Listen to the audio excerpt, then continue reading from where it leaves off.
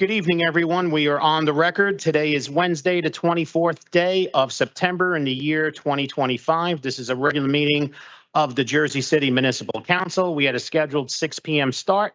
The clock on my cell phone is showing 6:09 p.m. May we have a roll call for the commencement of this meeting? Councilperson Ridley. Here. Councilperson Hewlings. Here. Councilperson Baggiano. Councilperson Saleh. Here. Councilperson Solomon. I know he's here, but we'll mark him out for now.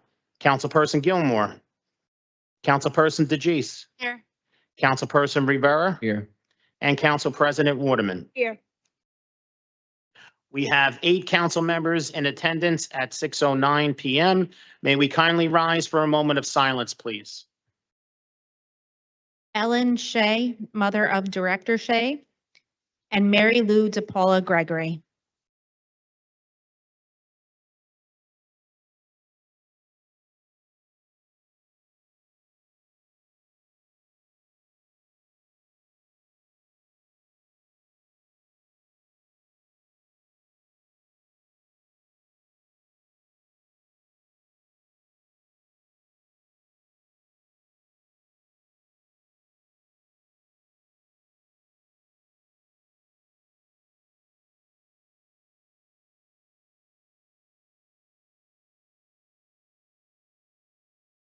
Thank you very much. On behalf of Council President Waterman and the members of the Municipal Council, in accordance with New Jersey Public Laws of 1975, Chapter 231, the Open Public Meetings Act, also known as the Sunshine Law, adequate notice of this meeting has been provided by the posting on the bulletin board of the first floor of City Hall, the annual notice, which is the schedule of meetings and caucuses for the Municipal Council for the calendar year 2025, and filed in the office of the City Clerk on Friday, November 15th, 2024.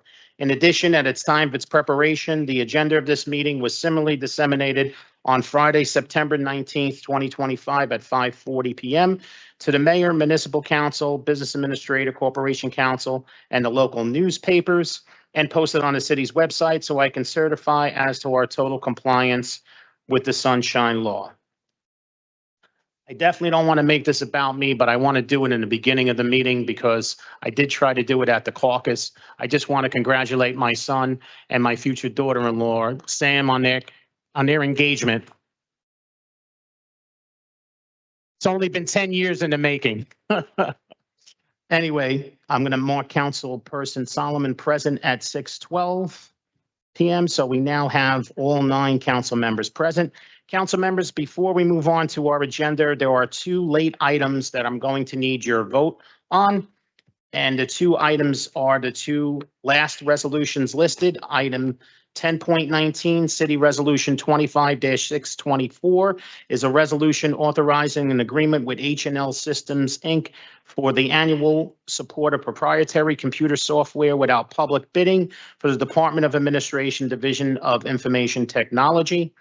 And the next item is 10.20, Resolution 25-625 is a resolution authorizing the renewal of a contract with Winston's Food Service, LLC, to provide 2025 summer food service program for the Department of Health and Human Services, Division of Food and Nutrition.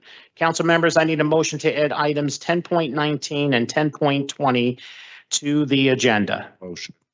Motion. Motion made by Councilperson Saleh. May I have a second? Second by Council President Waterman. On the motion to add items 10.19 and 10.20 to the agenda, Councilperson Ridley. Aye. Councilperson Hewlings. Aye. Councilperson Baggiano. Councilperson Saleh. Aye. Councilperson Solomon. Aye. Councilperson Gilmore. Councilperson DeGise. Aye. Councilperson Rivera. Aye. And Council President Waterman. Motion carries 9-0 to add items 10.19 and 10.20 to the agenda.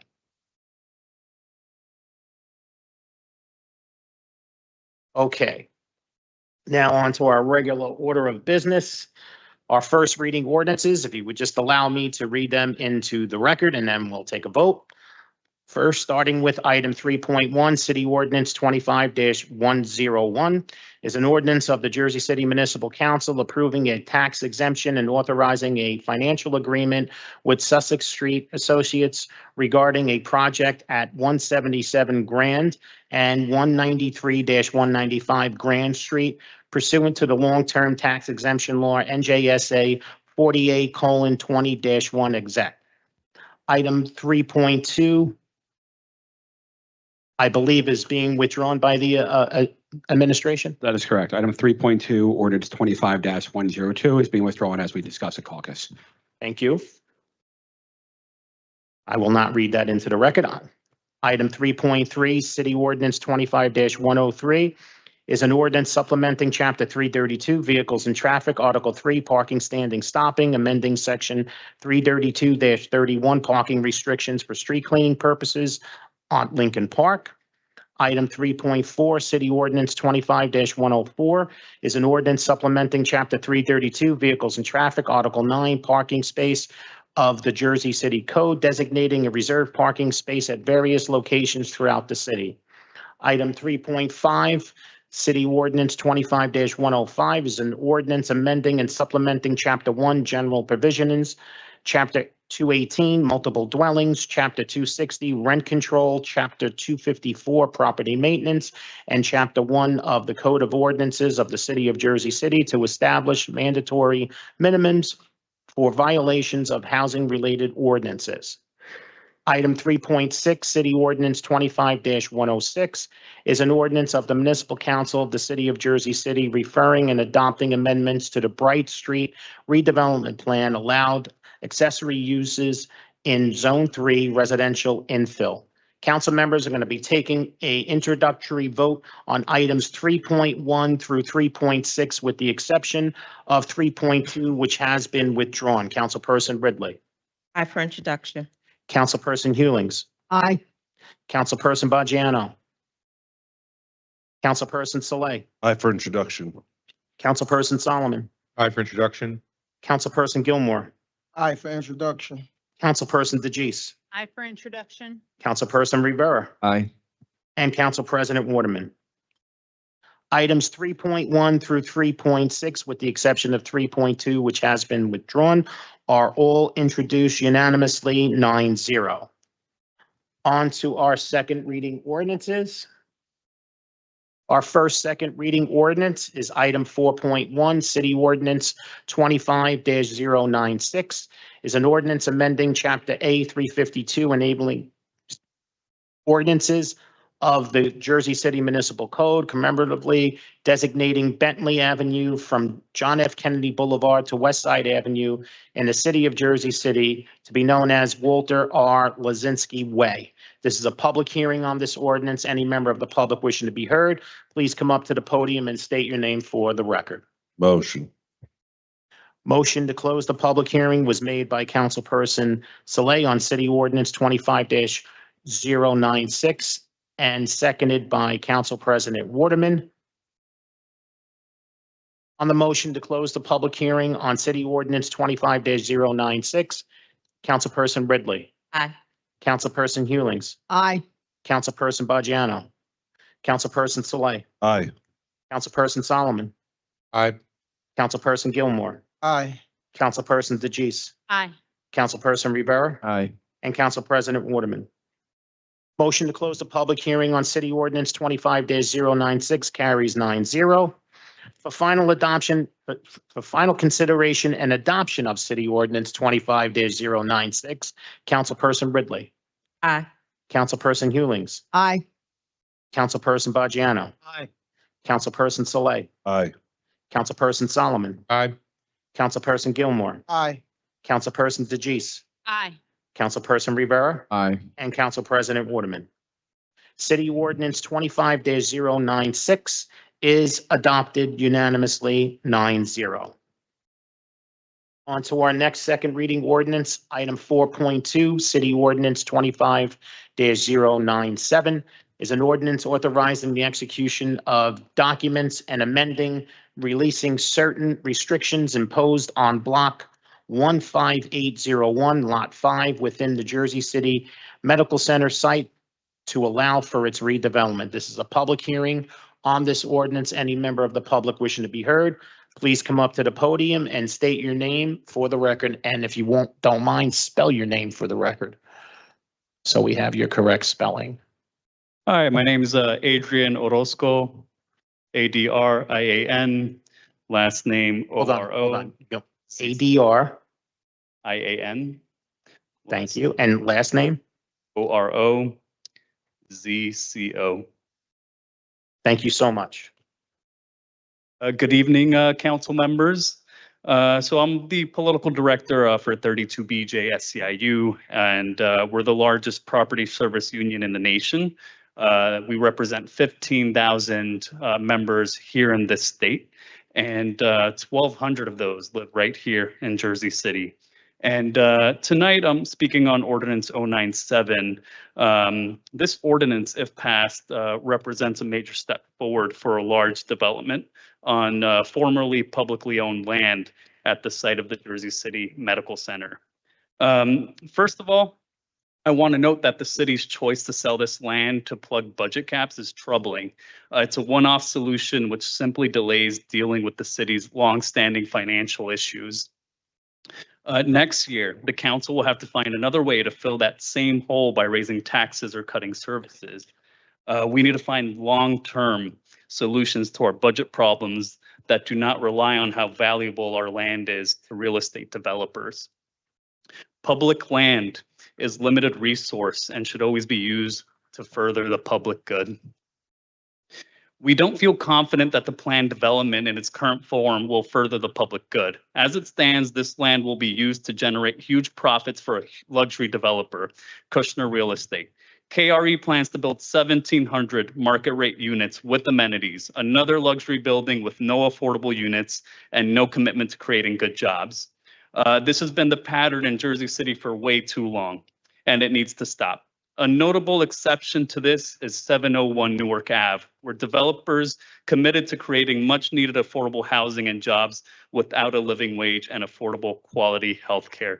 In Hoboken, you have many examples of the city leveraging ownership of its land to extract not just affordable housing, but also good jobs from developers. And not only that, also public amenities for the public. Jersey City is selling itself short.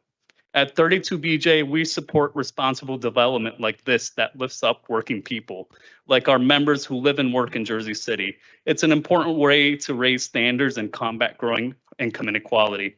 Jersey City's taxpayers deserve full transparency on why their public land is being sold and what it is being used for. Advancing this development today by passing this ordinance is too hasty.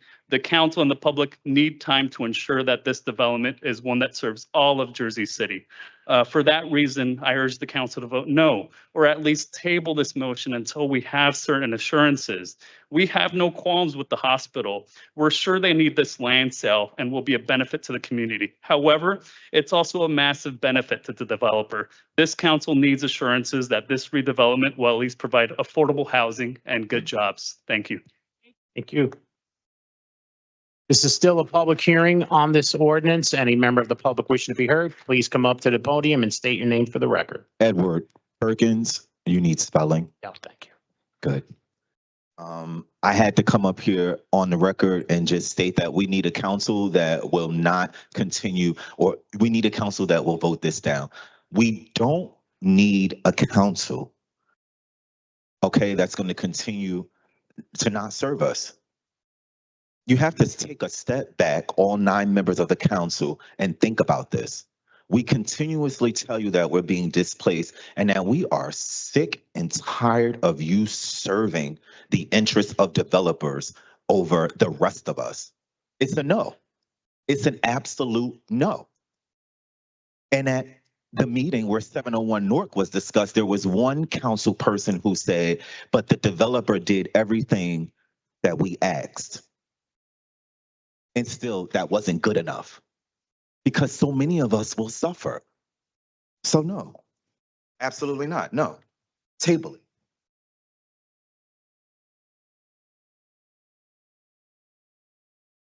Sorry about that. This is still a public hearing on this ordinance. Any member of the public wishing to be heard, And if you Hi. can just state your name for the record. Nevins McCann. I am the city's representative on the board of Jersey City Medical Center. You guys voted me on there and I appreciate that. I take that role extremely seriously. I've been on that board for about 15 years. This project has been in the works for over a decade. It's called strategic planning. We're building out our campus for the constituents and the members of this community. I have a great relationship with 32BJ. Brent Guerin and I work together all the time. And the hospital, this is the hospital, not the developer.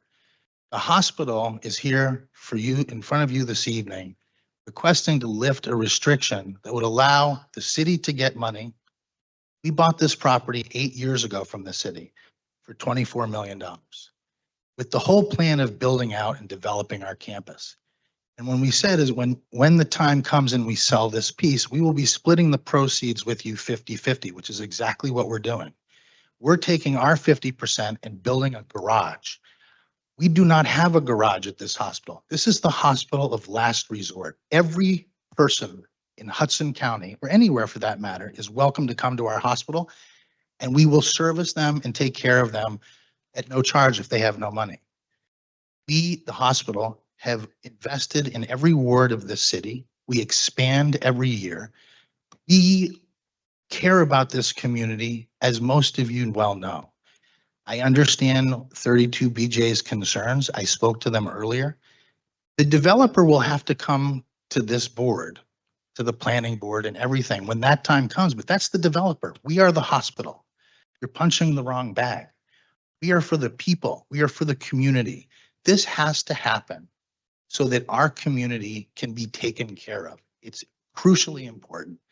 We hope you vote yes. We commit to working with SEI 32BJ, as I know them, SIEU, to set up any meetings they like. And I committed to that gentleman over there that spoke first. We have a wonderful relationship at the hospital with labor. We're in good standing with everybody, and we're very proud of that. The developer is a different piece of this, which is coming a different day. It's a different animal, a different piece. We are not the developer. We are the hospital. We strongly encourage you to vote yes, and unanimously. This is our hospital. This is important for all of us, for our people that live here. Thank you very much. This is still a public hearing on City Ordinance 25-097. Any member of the public still wishing to be heard, please come up to the podium and state your name for the record. Motion. Second. Motion to close the public hearing was made by, Slay. Oh, Oh. No, that's not the time. If you want, sorry, just to be clear, if you want to speak on this vote, you can speak on this vote, but if you're general speaking, yeah. so we have a motion to close the public hearing on City Ordinance 25-097 made by Councilperson Saleh. May I have a second? Second by Council President Waterman. If you did say it before, I'm sorry. On the motion to close the public hearing on City Ordinance 25-097, Councilperson Ridley. Aye. Councilperson Hewlings. Aye. Councilperson Bajano. Aye. Councilperson Saleh. Aye. Councilperson Solomon. Councilperson Gilmore. aye. Councilperson DeGise. Aye. Councilperson Rivera. Aye. And Council President Waterman. Aye. Motion carries 9-0 to close the public hearing on City Ordinance 25-097. May I ask a question? I'm sorry, to the city. Can we put in language in this second read? I know it'd probably have to be tabled right now. That would be a commitment to the union. I know that this is the sale and not the project, and that we would be voting separately on the project, and we could vote it down if the union wasn't involved. But just for the comfort of the people up here and for the union that's, going to be a part of this, would we be able to write in any commitments? Without a major change. Dawn, wouldn't it be when it comes up for a vote, we can demand that? I would just say right now, this ordinance is just voting on removing the restriction. I don't know how we would put anything in there that would have anything to do with what's the vote right now. Again, it's just removing the restriction and whether or not the council wants to authorize that. Again, the redevelopment is not even, part of this ordinance. And this is this a definite guarantee that this property will be turned over to Kushner? Or is this not, you saying it's not a there's no restriction? Oh. I mean, it's, So has to do with the future. Explain to, explain what the restriction is. That's what you need to do. I can let the attorney come back and vote if he wants to speak a little bit about it. But Explain, come on, Evan. I would just add, as far as, this is us removing the restrictions for the medical center, who they sell it to, what they deal with, that's on them at their part. Thank you. The Another one. the restriction is the city worked with the state of New Jersey and the hospital to acquire land so that we could build out a campus for this community. Over those years, there was a restriction that it was to be used for hospital use. We have in the past sold a, You cannot, wait a minute. I granted it so he can explain what restriction is because some of the council was not clear. So, listen, I'm going to do what I need to do here, okay? They asked for clarification on restriction. The council asked for that. so the Give them state- clarification. so the state and the city worked together with us, the hospital, to acquire our campus. On that campus, there's a restriction that land is to be used for hospital use until the restrictions are lifted. We had one piece that we sold off to build out our emergency room, which, as you know, is a magnificent emergency room that was originally built for, I think, 30,000 visitors a year, and we get over 100,000. So we sold off a very small piece, and the EDA followed suit. These discussions have been going on for years. This is all a plan for our project, and the restriction is lifting the medical use so that that land can be sold, and then you will have your own discussion when the developer comes. You couldn't put a restriction on us, the hospital, because we're not the right person to be restricting. We are, the hospital, are agreeing to set up any meetings you would like to have the future developer sit with SIU 32BJ. We're happy to set those meetings up. We can't commit for them. We're not the developer. We are the hospital. The restriction is to allow this to go forward so the city can get the rest of its $50 million. Whatever you do with it, it's up to you, and that we can get our money to build our garage. And we are in great shape with labor as a hospital. When the developer comes, that is the time to have these discussions. They're going to have to come to you. Thank you. Oh, if- Tanya, I'm thankful you're here, Tanya. Gonna need your help here. So I just want to make sure I'm understanding this correctly. At some point, this land was owned by the city and this developer. Will I have that part correct so far? Or the city sold the land to the developer?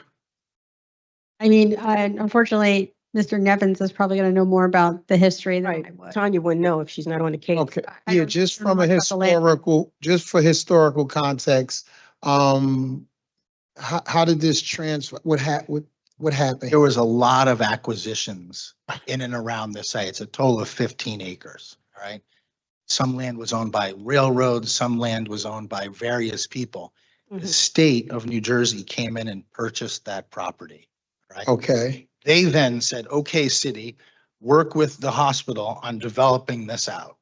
And that is our relationship. So we bought this piece of property from the city, who got it from the state, with the plan of always splitting the proceeds to allow for the build out of our garage and the setup of the rest of our campus. now, when you guys acquire the land via the state through the city, how did the restriction come about? Because at some point, they only wanted to just to be the hospital, and that was the only way they would broker the deal?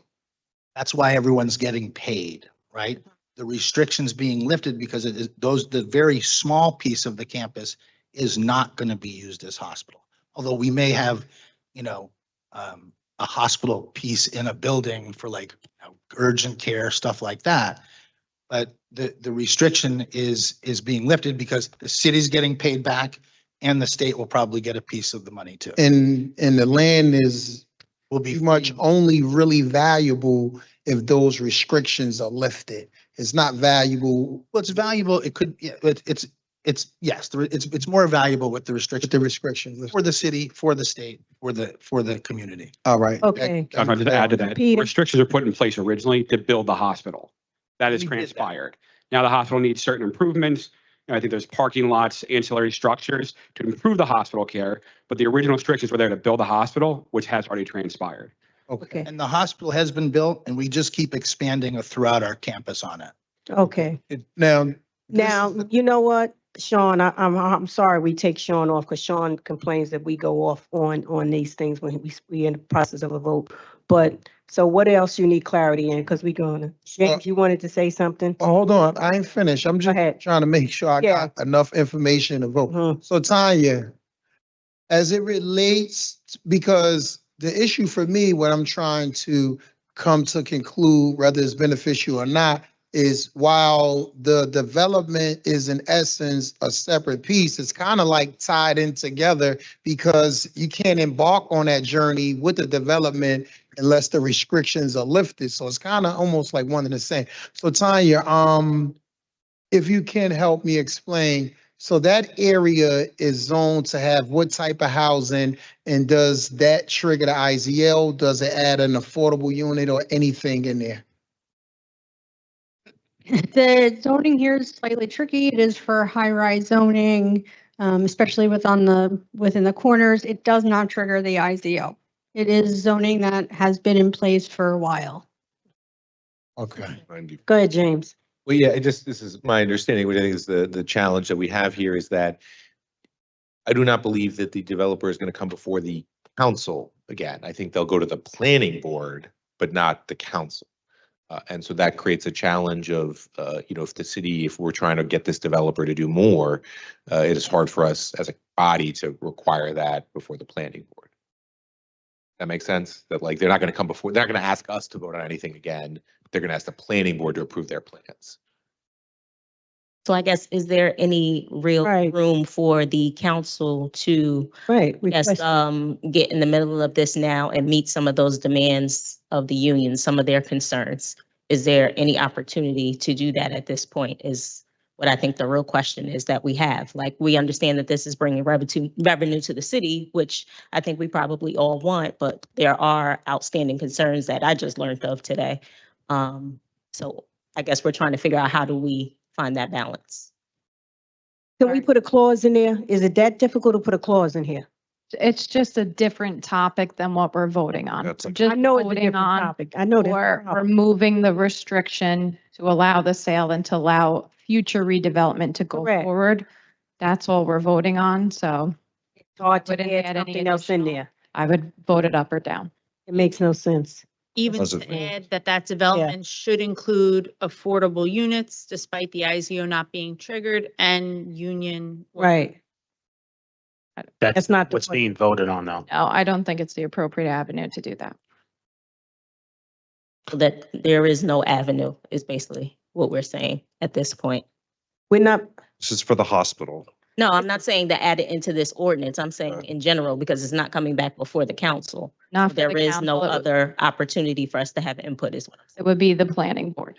we have to go to the planning board to get some type of restriction.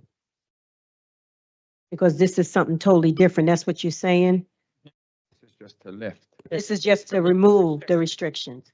It's just to remove the Yeah, restriction. but once you remove it, Yeah. you're opening up. you're Right, open- and they will be able to redevelop it once you remove the restriction, but that's what we're voting on, to remove the restriction for the hospital to be able to move forward and redevelop. Is the, okay, Oh, no. I get it. It's just to remove the restriction, but I could see part of the council concern is that they want to make sure that, I guess, affordable housing is included in the restrictions once it's lifted. That is their concern. Now, based on my understanding, you say, this has nothing to do with affordable housing, but once we lift the restrictions, then they can build whatever they choose. Right? Well, pursuant to what Tanya just said, yes, Yes, there's no they can. IZO that's applicable to it. Right. So if a developer comes in and Right. builds residential, there's no Correct. IZO, no required affordable. Correct. So what we're trying to say is then, even though we understand it's the restriction removal, we got that, we clear with that.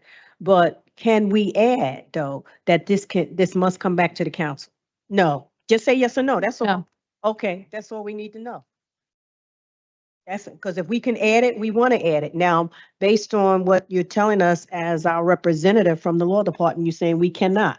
That's why I want us clear. You saying we cannot. Correct? Sure. Okay.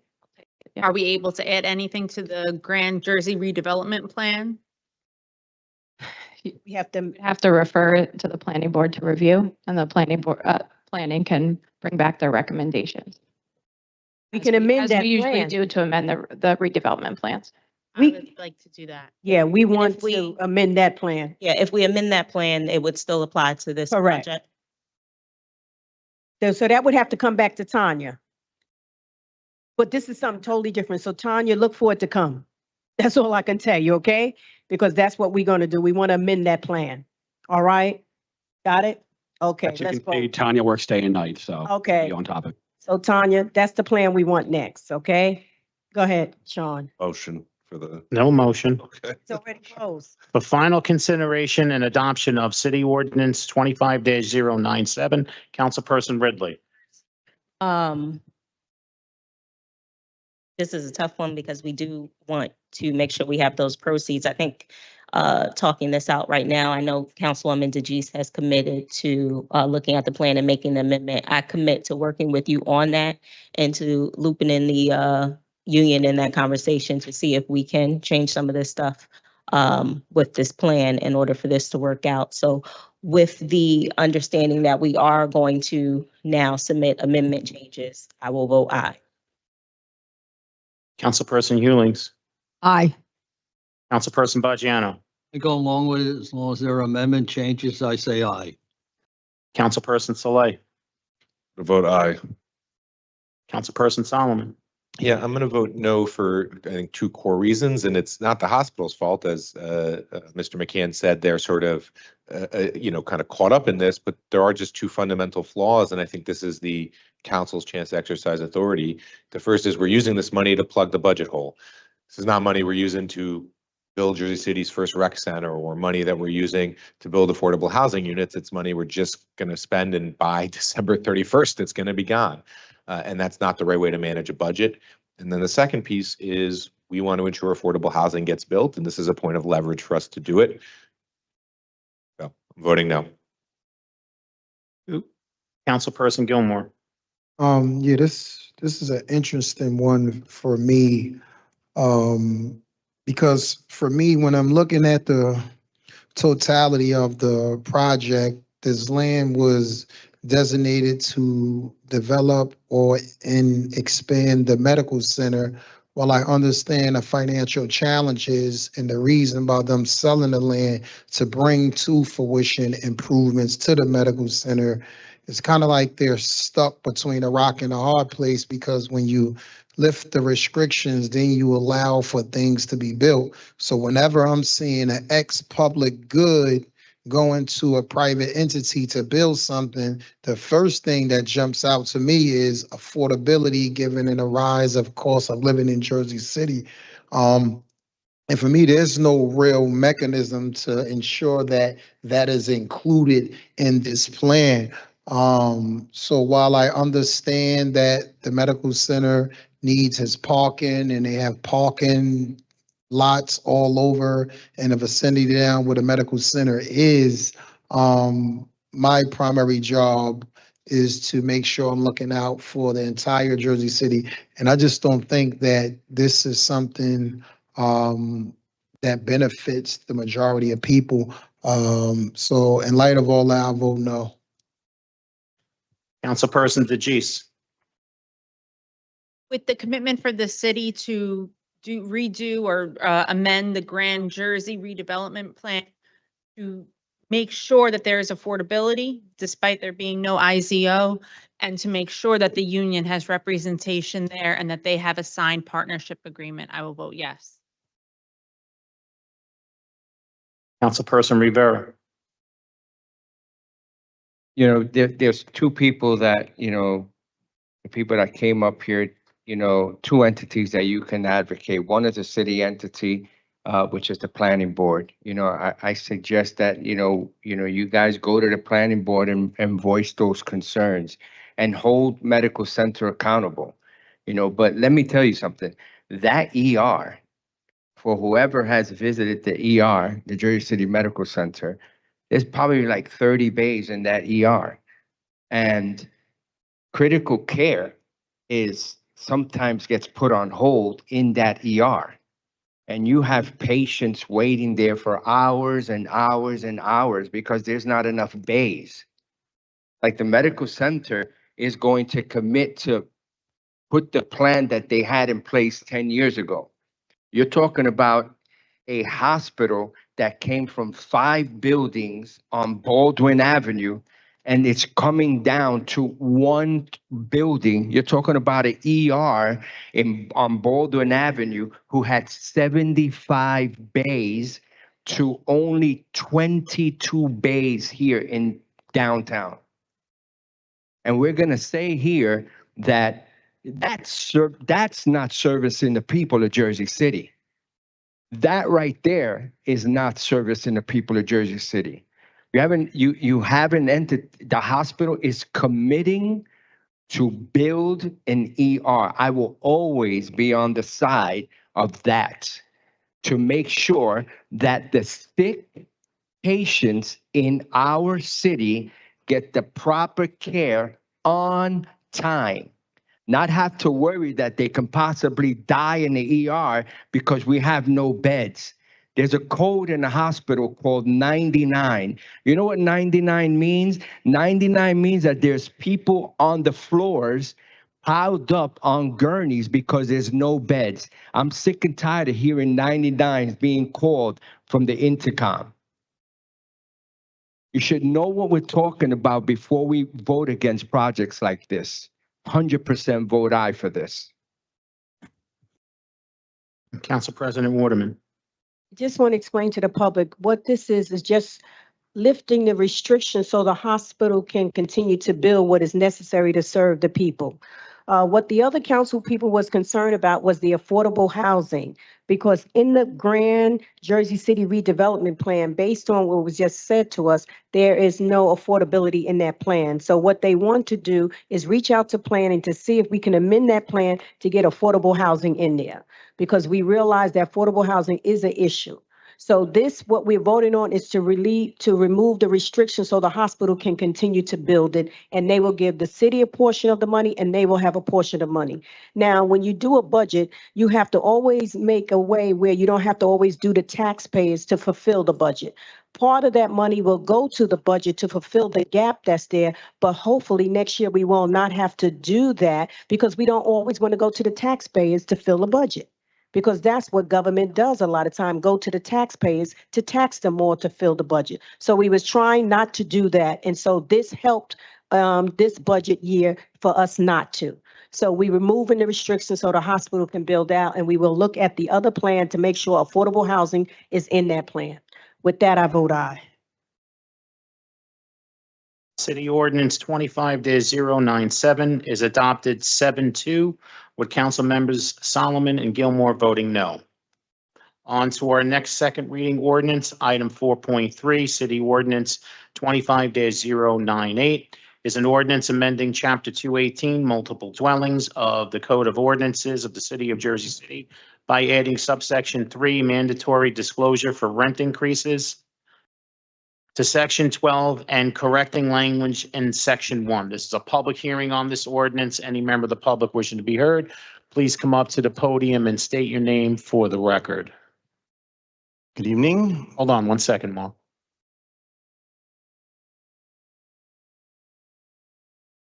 A lot of camera work today. Go ahead. Good evening. My name is Kevin Weller, and I live at the rent-controlled building at 155 Washington Street. I'm here to support Ordinance 25098. First, let me address the typo correction in the security requirement. Even with a citation error, every landlord knew exactly what was required. 100-unit buildings needed 24/7 security. Fixing a statute reference doesn't change the obligation, it just clarifies it. Now to the heart of this ordinance.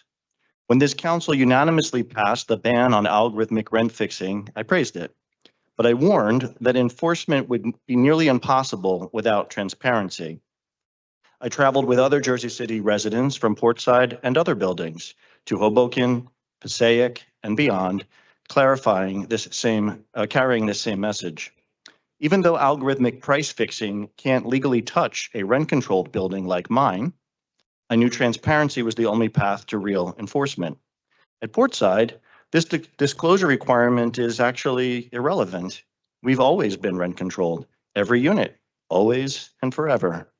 But when Equity Residential violated our rent control, they allegedly also violated antitrust laws that have existed since 1890.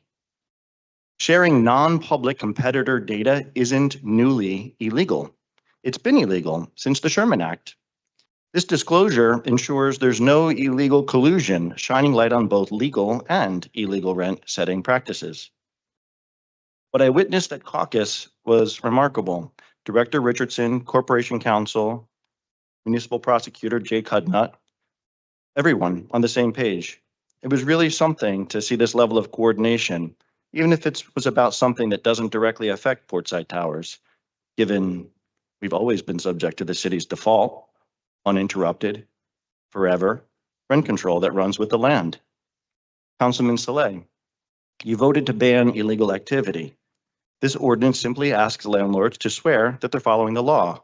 The truth has no liability, only lies do. If a landlord is setting rents legally, shining this disclosure costs them nothing. If they refuse or lie, well, then that tells us everything. As the person who filed the first and largest nationwide class action by a New Jersey renter against algorithmic price fixing, I'm proud to witness this council taking the lead. Councilman Solomon, thank you for championing this from the initial ban to tonight's disclosure requirement. You're paving a path that every municipality should follow, and I'll make sure they hear about it in person and through press coverage. I'm genuinely proud of what this council is about to do tonight. I really am. Thank you. This is still a public hearing. You can state your name for the record. Daniel Feldman, tenant at rent-controlled Portside Towers, 155 Washington Street. And let's talk about the power of sworn statements. Now, when a landlord signs this disclosure, they're not just filling out paperwork. A false statement here creates double liability. It's perjury under criminal law and a violation of the New Jersey Consumer Fraud Act, which means treble damages, so 3 times the overcharge. Now, that is real teeth in a law. And we've seen what happens when landlords make contradictory sworn statements. Look at Equity Residential at Portside Towers. In 2020, they swore their buildings were rent controlled. In 2021, they swore it again.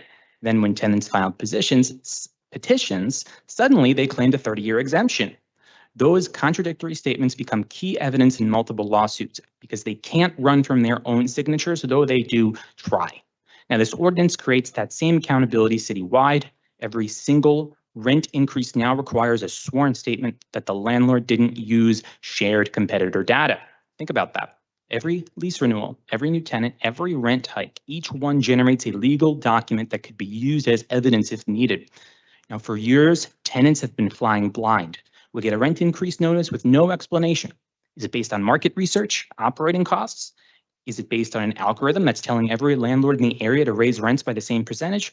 We had no way to know up until this point. Now, with this ordinance, we will know, and most importantly, we'll have proof. This isn't just about catching bad actors, but it's about changing behavior.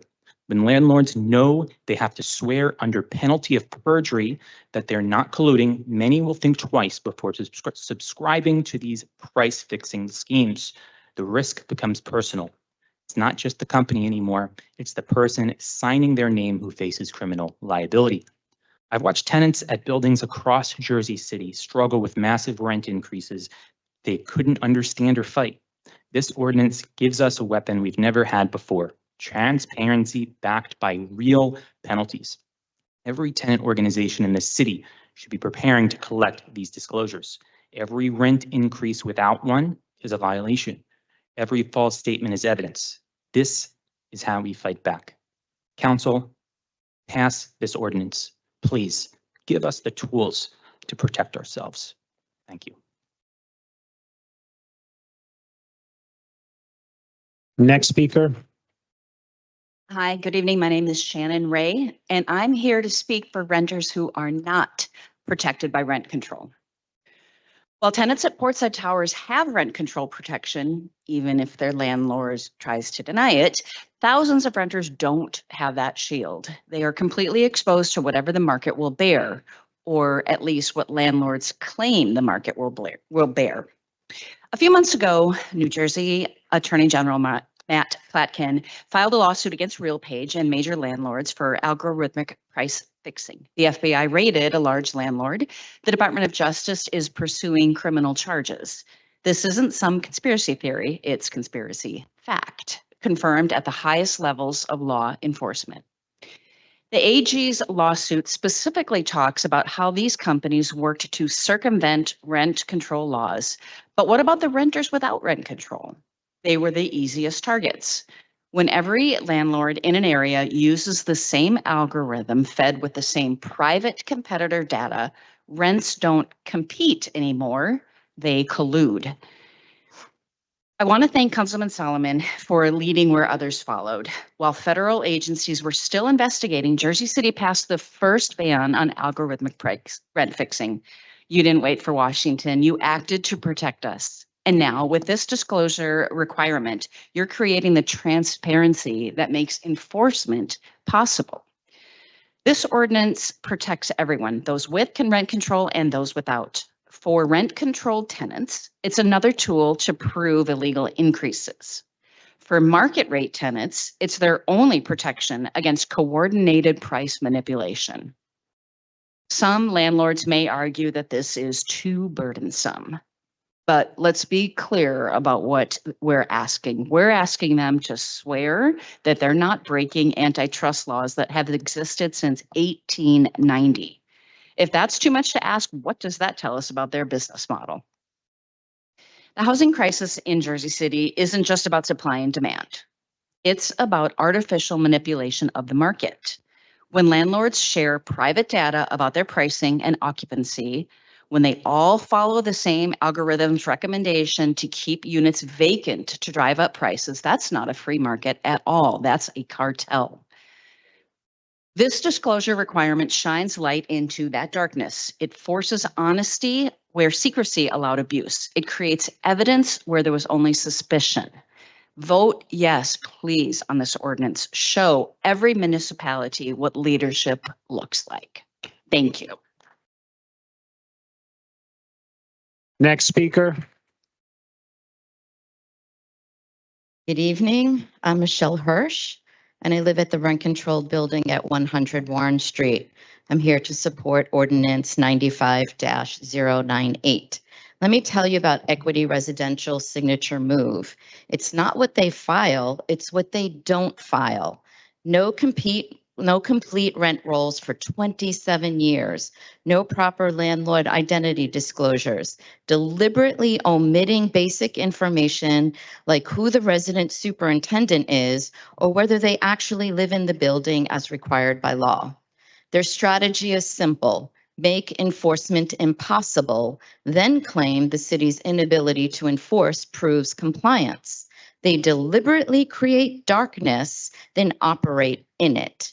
This ordinance turns on the lights, but here's the critical part. Enforcement can't just target false statements. It must target missing statements. When a landlord raises rent without this disclosure, that's a violation, period. Not an oversight, not a clerical error, a violation. Council, you have something powerful that we tenants don't. An investigative committee with subpoena powers. You can compel testimony, you can demand documents, you can get the truth that landlords have denied us for decades. The question is, when will you start using these powers? I want to acknowledge what I'm seeing here. Director Richardson, Municipal Prosecutor Hudnut, Acting Corporation Counsel, and the city's attorneys all working together to close loopholes that bad actors have exploited for years. Richardson has been handcuffed by landlords who weaponized opacity. This ordinance cuts those cuffs. Some landlords are watching tonight. They're watching. Their lawyers are probably billing $1,000 an hour for it. They think that they can wait this out, that we'll get tired, that you'll get distracted. They're wrong. Every missing disclosure is evidence. Every false statement is a confession. We're building a record that will follow them into every courtroom. This ordinance reveals existing crimes. Using competitive data to fix prices has been illegal for 134 years. All we're doing is requiring landlords to admit whether they're criminals or not. Council, you're about to give the city the tools to distinguish between honest landlords and price-fixing cartels. Use those tools. I echo what Kevin said. I am proud of what this council is about to do tonight. Please approve Thank you. Ordinance 25098. Next speaker. Edward Perkins. I was at that meeting. It wasn't the budget meeting. It must have been the caucus meeting.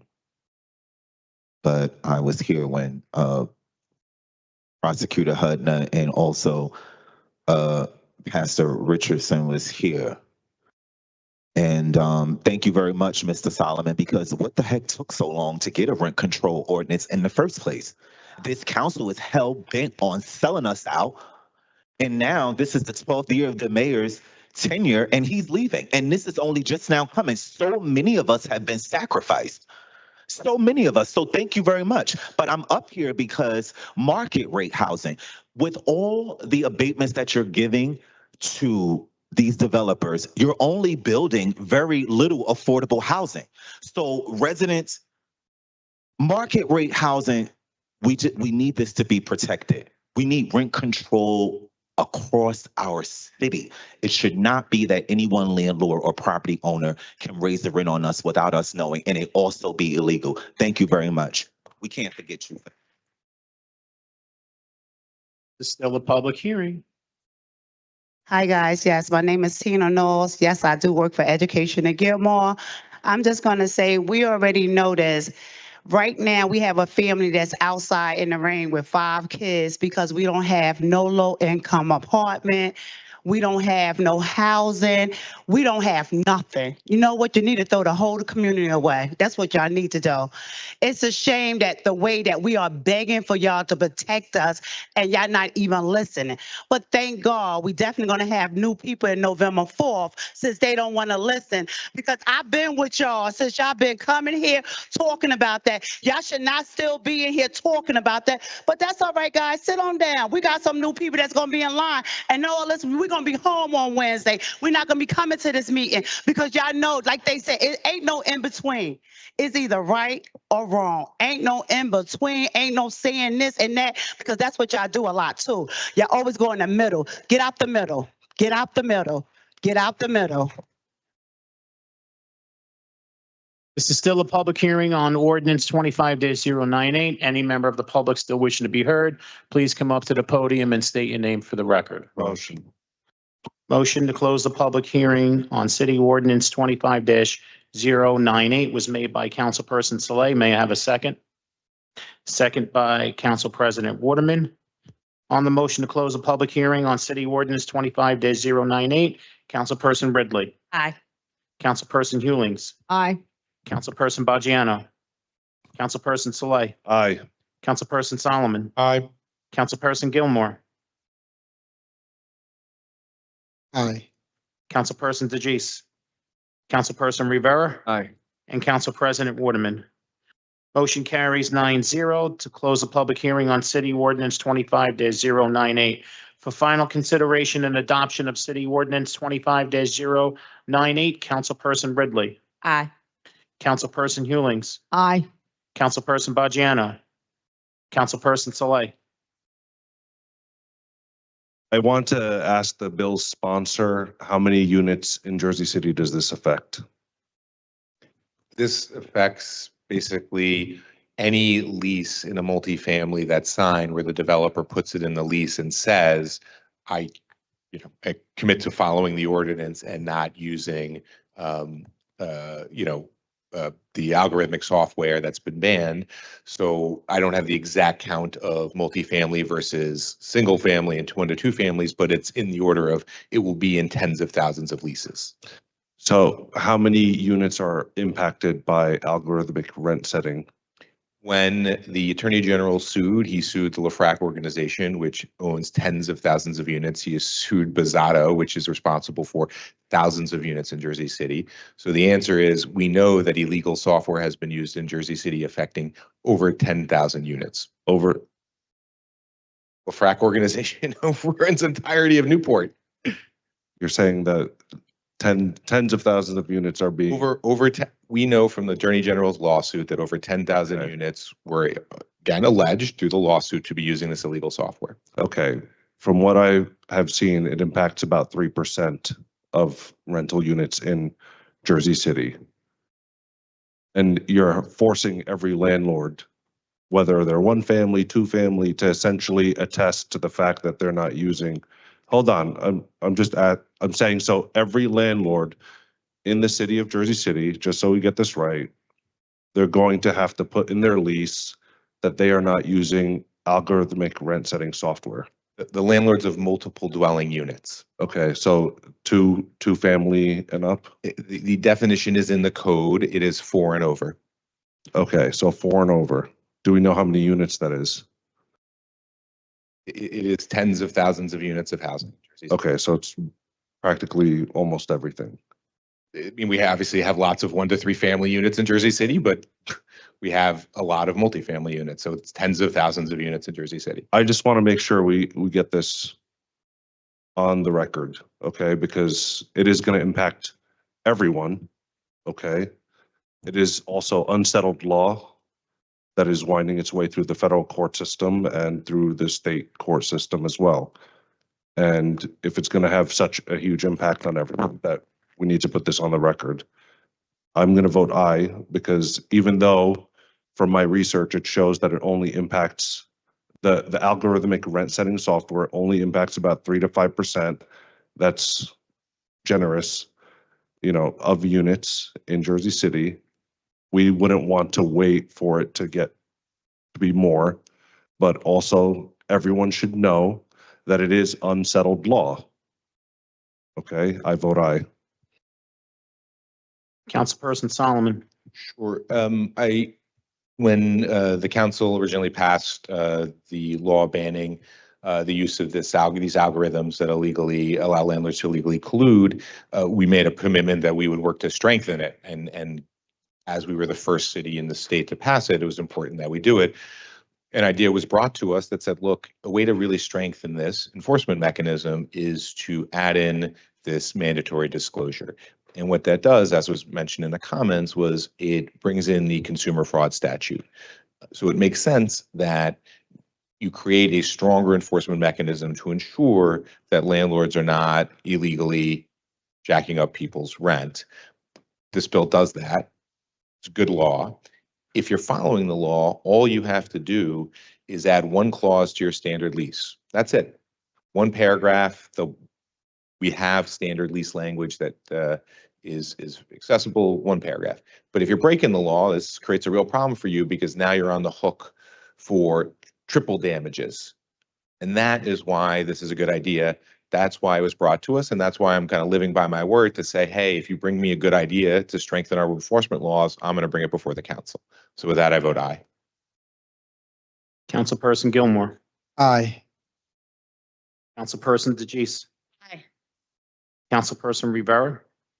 So I'm gonna stand up, and I want to congratulate the Portside people for kicking this in the ass.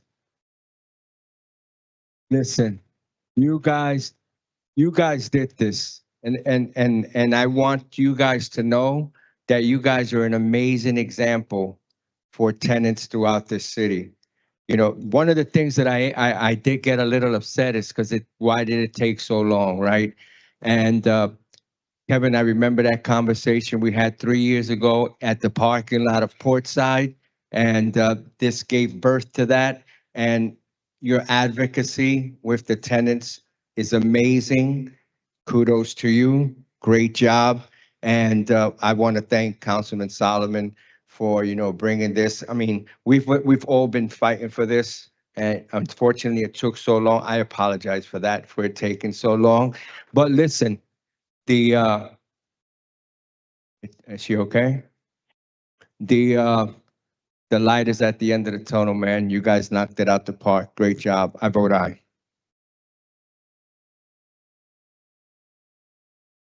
Council President Waterman.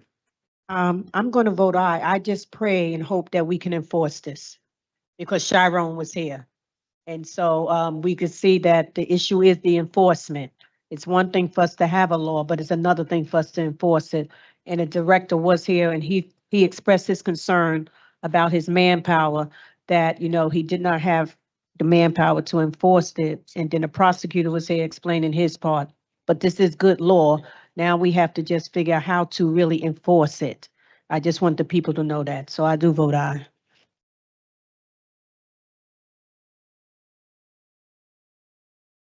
City Ordinance 25-098 is adopted unanimously 9-0.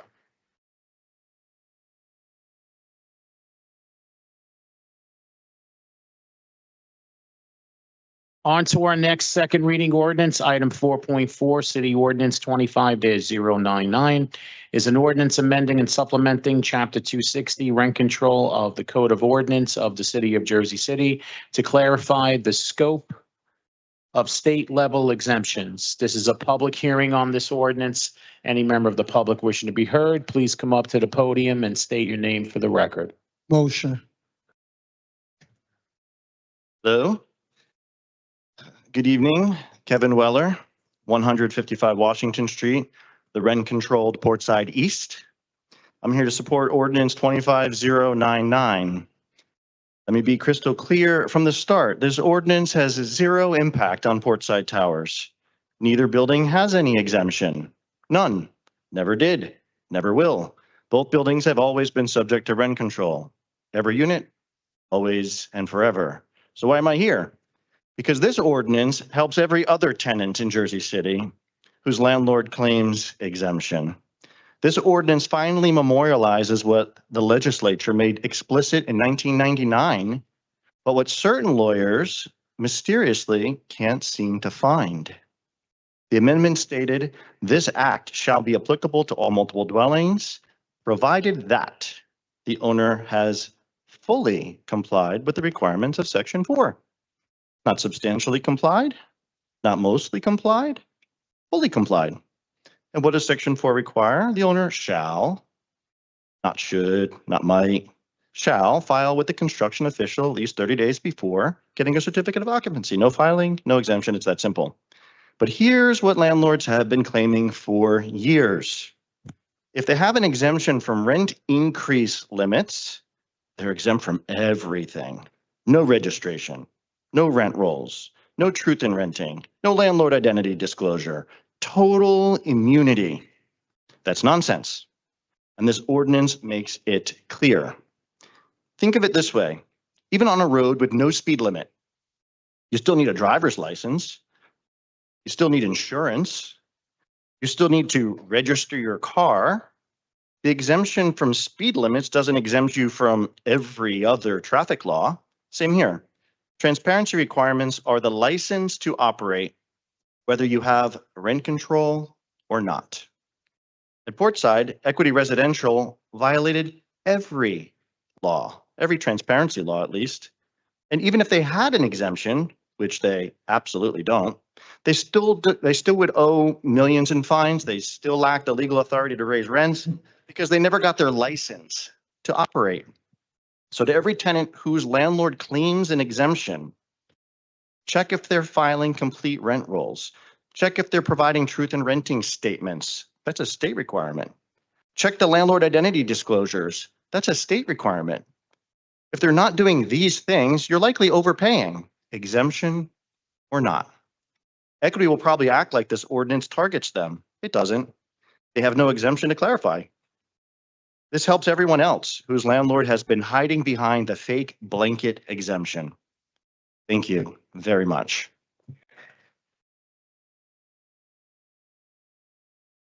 Next speaker,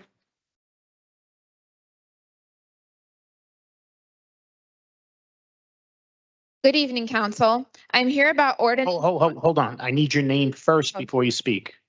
Anna Maduke. Anna, Yes. and last name? Maduke. Spell it. Medyukh. Thank you. When you're ready. Good evening, council. I'm here about ordinance 25099, which clarifies what's always been true. At the caucus, it was refreshing to hear Director Richardson acknowledge what this ordinance makes crystal clear, that state exemptions are limited, very limited. They only exempt buildings from rent increase caps. That's it. Not from registration, not from disclosure, not from transparency. For years, some landlords have been playing a shell game. They wave the word exemption like it's a magic wand that makes all their obligations disappear. Wrong. The state law is specific. It only exempts buildings from provisions which limit the periodic or regular increases in base rentals. Those exact words. Let me break this down. If you own a building with an exemption, you can raise rents to market rate. Great. But you still have to register those rents. You still have to tell tenants what the previous tenant paid. You still have to provide truth in renting statements. You still have to comply with landlord identity laws. Why? Because these aren't rent limitations, they're transparency requirements. They're the basic rules of doing business in Jersey City. Think about it like this. Having a commercial driver's license lets you drive an 18-wheeler, but you still have to register the truck. You still need insurance. You still follow traffic laws. The special license doesn't exempt you from everything else.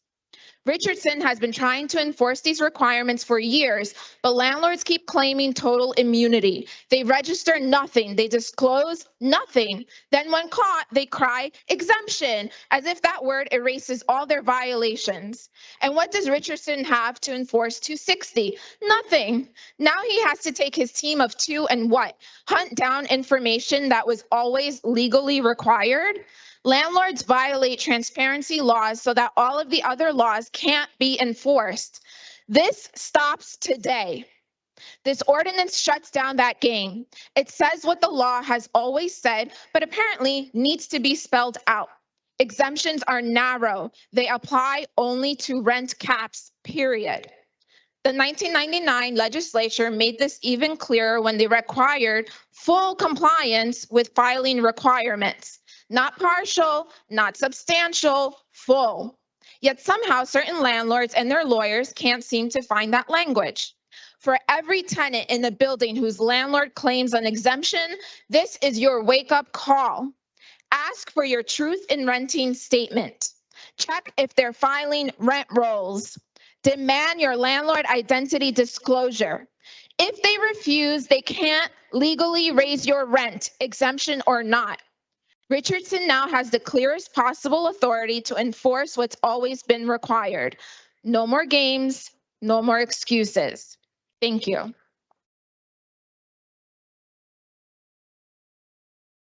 Next speaker, and if you can state your name before you speak. Good evening, council. First name is Jessica, last name is Brann, B as in boy, R-A-N-N, like the cereal, Bran Flakes. Yep. Sorry. So good evening, council. I've been here many times. My name is Jessica Brann from Portside Towers, and I want to start out by saying thank you. I want to thank Director Richardson for something he said at caucus, that exemptions under state law are limited in scope. This ordinance does what he gets. He gets it. This ordinance just puts in writing what he already understands, but some landlords pretend not to know. Let me tell you what's been happening. Landlords get their certificate of occupancy, claim an exemption, which by the way, requires submission of paperwork. So the paperwork burden is the same. And then they act like they're sovereign nations. No rules, no oversight, no accountability. They don't register, which is easy to do with an electronic submission system and a database with cutting edge tools that exist with large language models and AI, by the way, going back to the burden on the landlord.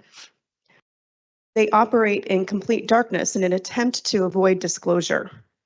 When tenants complain, these landlords say, we're exempt from your ordinance. When the city tries to enforce basic transparency, they say the state law preempts you. When anyone asks for documentation, they say, we don't have to provide that. But they're wrong. They're wrong on all of these counts, and this ordinance proves it. The New Jersey Supreme Court has been clear. When the legislature creates an exemption to a regulatory scheme, that exemption must be read narrowly. It doesn't get expanded by wishful thinking. It doesn't get expanded by failing to answer the call for information. This exemption is from rent increase limits and nothing else. Look at the statute itself. It requires exempt landlords to give written notice to tenants. It requires them to file documents with the city. Why would the legislature require these things if exempt buildings had total immunity? They wouldn't, because they don't. Richardson and his team at the Bureau of Rent Leveling have had their hands tied by this deliberate misdirection for too long. Landlords exploit ambiguity they create to avoid accountability, and this ordinance prevents that misdirection. And here's what really matters. When these temporary exemptions expire, and they all expire eventually, we need complete records to transition these buildings back to rent control. If landlords haven't been filing rent rolls during that exemption period, how do we establish the base rent? How do we protect tenants from massive illegal increases? That's why transparency isn't optional, and it's not a burden. It's the foundation of a functioning housing market. Some landlords watching tonight might complain that this is overreach, but let me quote directly from the legislative record. The purpose of the exemption was to encourage construction through freedom from rent limitations and not to eliminate transparency requirements that serve different purposes. Richardson has the authority and the law is clear. Thank you for making it more clear.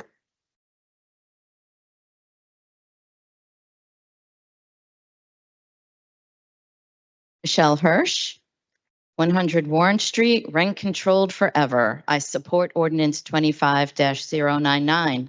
At caucus, Director Richardson confirmed what the law has always said. Exemptions are narrow. They apply only to rent increase caps. The fact that we need this ordinance in 2025 shows how some landlords have mastered the art of misdirection. Their strategy has been brilliant in its simplicity, but illegal. Avoid all transparency, making enforcement impossible, then claim the city's inability to enforce proves compliance. They created a black hole where information should be, then operated in that darkness. If you never file anything, never register anything, never disclose anything, how can the city prove you're violating the law? Richardson can't enforce what he can't see. That was the plan all along. This ordinance strips away their cover. It gives Richardson and his team what they desperately need, clear authority to demand transparency from every building, exempt or not. But he'll need resources. He'll need help sweeping this city for every landlord who's been hiding in the shadows they created. The entire house of cards is about to crumble. Every landlord who built their business model on avoiding transparency just lost their foundation. You can't claim an exemption covers your documents you refuse to produce. You can't hide violations behind paperwork you never filed. Some landlords have teams of attorneys, compliance officers, property managers. They track every tenant's payment to the penny, yet mysteriously they can't seem to locate a filing cabinet for rent rolls. They can't find a stamp to mail complete landlord identity information. No, they made a calculation that non-compliance was profitable, that the city would eventually give up, that tenants would get exhausted. They calculated wrong. This ordinance doesn't change the law. It announces that the game is over. It's a clarification. No more hiding behind fake total exemptions. No more making Richardson's job impossible through deliberate misdirection, opacity, and obfuscation. Council, approve ordinance 25-099. Give Richardson back the backing he needs, and then give him the resources to hunt down every violation that's been hiding in the darkness. I fully support this new era of sunshine and transparency. Thank you, Solomon. Thank you all for your votes. Thank you.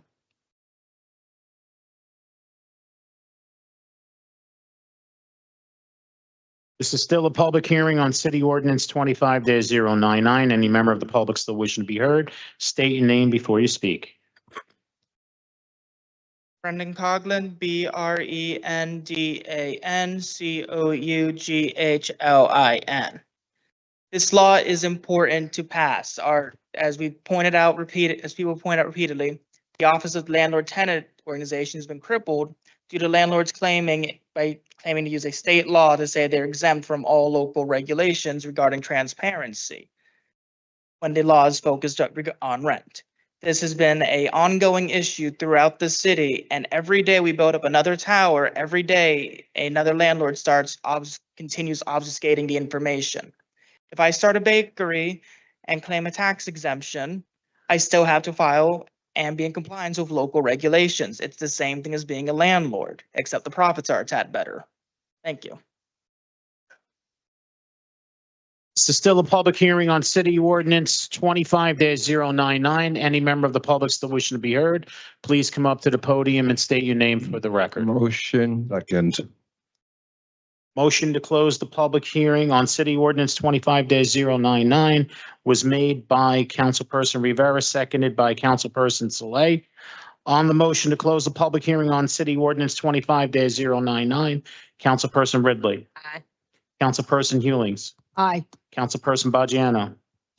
Councilperson Saleh. Aye. Councilperson Solomon. Aye. Councilperson Gilmore. Councilperson DeGise. Councilperson Rivera. Aye. And Council President Waterman. Motion carries 9-0 to close a public hearing on City Ordinance 25-099 for final consideration and adoption of City Ordinance 25-099. Councilperson Ridley. Aye. Councilperson Hewlings. Aye. Councilperson Bajano. Councilperson Saleh. Aye. Councilperson Solomon. Just again, thank you to the number of members of the public who spoke and outlined why this change is important. And they're right, it is clarifying what the existing law says, but the city's code and the city's ordinances were not clear. So I think in this case, we wanted to make it explicitly clear that what it says is the scope of exemptions is narrow. And in particular, and I think most importantly, if you violate certain important clauses, your rent can be frozen. So let me repeat that in a little more clear language. If a landlord violates the law in certain aspects, the enforcement mechanism is to freeze the rent. And that is an extraordinarily important tool that the city has to ensure that landlords are following the law. And so by clarifying it, we make it clear that that's exactly what can happen. And I'm proud to vote aye. Councilperson Gilmore. Councilperson DeGise. Aye. Councilperson Rivera. So I'm gonna talk again, all right? So listen, honestly, bravo, you guys, hit it out the park again. But you know what? I also we have to balance out things, as well. So the same way I apologize to you guys, for having to come out here every single Wednesday. There was lots that was said about Director Richardson. And I want to apologize to him because he basically had his hands tied, and we put him through the grinder. And, I'm not here to defend whatever he did, his actions, but I apologize for, because his name was kind of dragged around a lot. So, it is a great victory for you guys, man. Once again, another good victory, and I proudly vote aye. Council President Waterman. First of all, I want to thank the Portside people for constantly coming out. You're just part of the family now. We expect you to come at every meeting, to be perfectly honest. If you don't show up, we probably think something's wrong. But, I also want to thank the directors of the city of Jersey City. I want to thank Director Jake Huntnut, and I want to thank Director Richardson. The reason why is because they came to our caucus meeting because I asked them to come and to explain the process. Because sometimes when you are just looking at us up here and not knowing all the process, you think we don't care and we're not doing anything. And so I asked them to come, especially for these two new ordinance that was coming, to give the people some clarity exactly what the process is and how their hands was tied. So they came out and they explained exactly the frustrations that they have also in the system itself.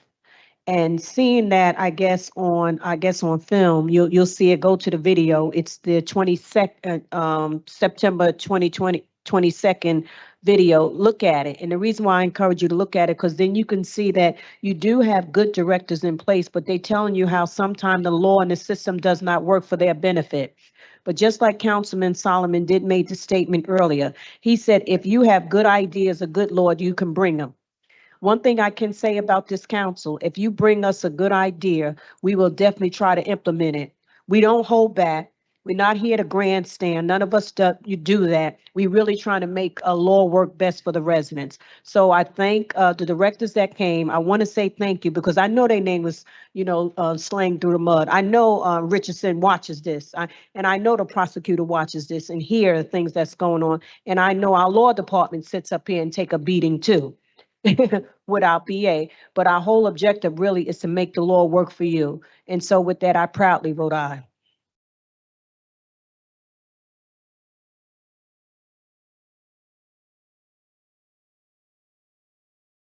City Ordinance 25-099 is adopted unanimously 9-0.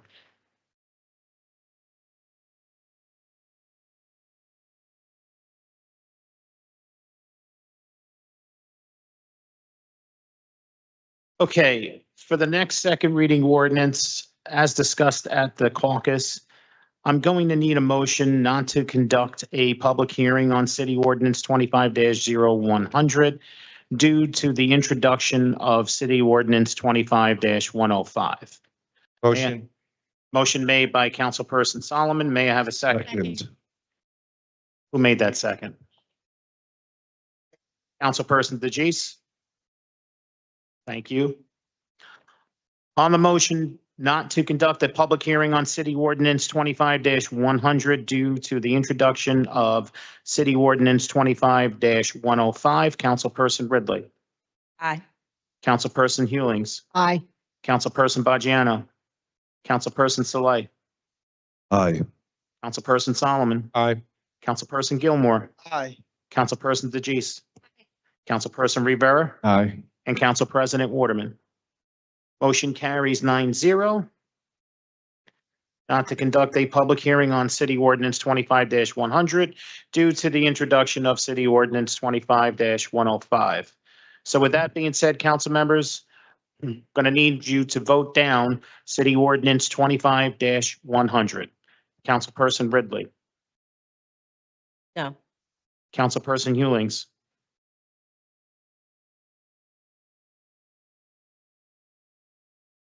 Said the other. No. Councilperson Bajano. Oh. Councilperson Saleh. Gonna vote no. Councilperson Solomon. No. Councilperson Gilmore. Oh. Did you say aye? Councilperson DeGise. Councilperson Rivera. So no. Scared me there. And Council President Waterman. City Ordinance 25-100 is defeated unanimously 0-9, with all council members voting no. All right, before we move on to our public hearing on the Special Improvement District, I believe we discussed this at caucus.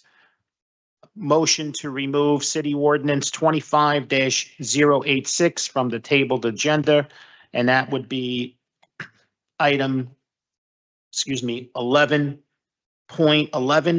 25-0086, an ordinance of the Municipal Council of the City of Jersey City adopting amendments to the Journal Square 2060 redevelopment plan and the St. John's redevelopment plan. The public hearing, this ordinance was tabled after the close of the public hearing on September 10th. So we now need just a motion to remove the ordinance in order to consider the ordinance. So with that being said, may I have a motion to remove City Ordinance 25-086 from the tabled agenda? Motion. Second. Motion was made by Councilperson Bajano. seconded by Councilperson Saleh. On the motion to remove City Ordinance 25-086 from the tabled agenda, Councilperson Ridley. Aye. Councilperson Hewlings. Aye. Councilperson Bajano. Aye. Councilperson Saleh. Aye. Councilperson Solomon. Aye. Councilperson Gilmore. Aye. Councilperson DeJeece. Aye. Councilperson Rivera. Aye. And Council President Waterman. Motion carries 9-0 to remove City Ordinance 25-086 from the tabled agenda for final consideration and adoption of City Ordinance 25-086. Councilperson Ridley. Aye. Councilperson Hewlings. Aye. Councilperson Bajano. Aye. Councilperson Saleh. Aye. Councilperson Solomon. So just briefly, we appreciated the city planning director explaining to us some of the situation. We also explained here in the community. My view is that we should immediately go and look at this zone 4 because that was what was brought up. And so I can make a commitment today to working with Councilman Bojano to starting that process in the coming months. But I also have heard, and I don't want to hold this up because I know a lot of work was put into it. So I'm going to vote aye with a public commitment to work forward, to push things forward exactly in accordance with what was discussed. Councilperson Gilmore. Aye. Councilperson DeJeece. Aye. Councilperson Rivera. Aye. And Council President Waterman. I have the planning director here, and I just want to, get a little clarity here, Tanya, you don't mind. Because I know you and Matt sent me earlier the original plan that you guys had where all the zones were included, and it was affordability in those zones. But then it was a question that this project that we're voting on now, the community wanted this one here. They wanted those other partials removed, like 4A and 4, correct? Because they didn't want the development but so high. That's correct. Okay, so now we remove them. Now in this redevelopment plan right now, there is no affordability in it at all. Am I correct? No, there's Oh, okay. mandatory affordable housing in all of zone 3. Wait, say it again. Zone 1. Zone 1 has affordable housing, 1 and zone 3. has affordable housing, and that's in this amendment right And now. that's mandatory. Yep. Okay, so now the question was, because there was 4 left out, and it was a question about height. How tall could 4 be built on lot 4, right? And so when we go back to that plan, because Councilman Solomon commit to going back to it, okay, how high can they build? I want clarity now on the record. So we have, or had, unfortunately, she left us, an urban designer architect on staff. And in one of our planning board meetings, and I can show you, and we can provide Yeah. it to you, I can show you all of the sketches that we did and all the math that we did based on the cost of the affordable housing, the square footage that you get in return, and how high. And basically where it balances out is an additional 10 stories in the zone 4. And on some lots, we didn't even see them getting up to the 10 stories to basically balance out the market versus the affordable. So Okay. what I'm trying to say is that the way we did the calculation is 3 market for 1 affordable, which is pretty much standard across the board. Okay. for right now, for what we're seeing, what we've seen for at least the last 4 years.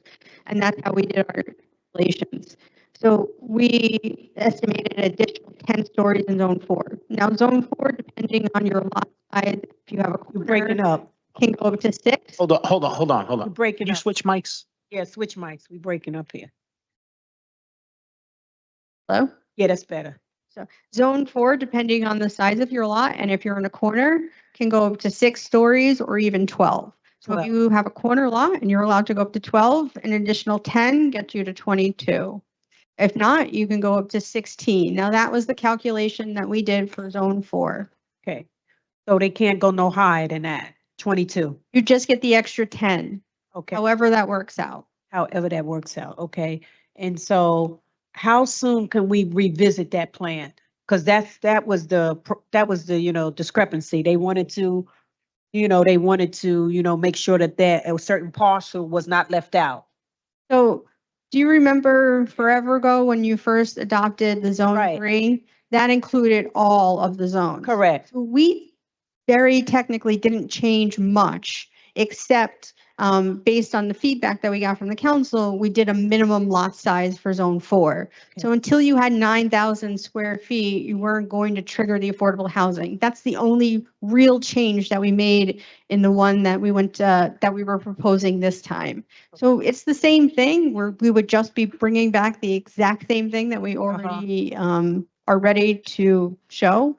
So there's no reason we can't bring it back whenever you're ready. Okay, so now, Councilman, they want to bring this back into your neighborhood because this is where this all started from, all right? So now you said you want this one first, and then you be willing to deal with the other. Not only my neighbor, it's the neighbor- Cannot hear you, Councilman. not only my neighborhood. Okay, It's a neighborhood where there are 1 and 2 family homes and people are tired of it. As I said, we had a meeting, I think 142 people signed in at the meeting. We had maybe another 30, 40, 50 that came. They are tired of the buildings being put up in their neighborhoods, their houses being torn down, and people being chased out of the city. And it's about time it stops. okay. So now it's about affordability, right? Please give us a chance. This is a serious vote here. You know, because we are advocating for affordable housing. So we want to make sure that we do get affordable housing. Understand that.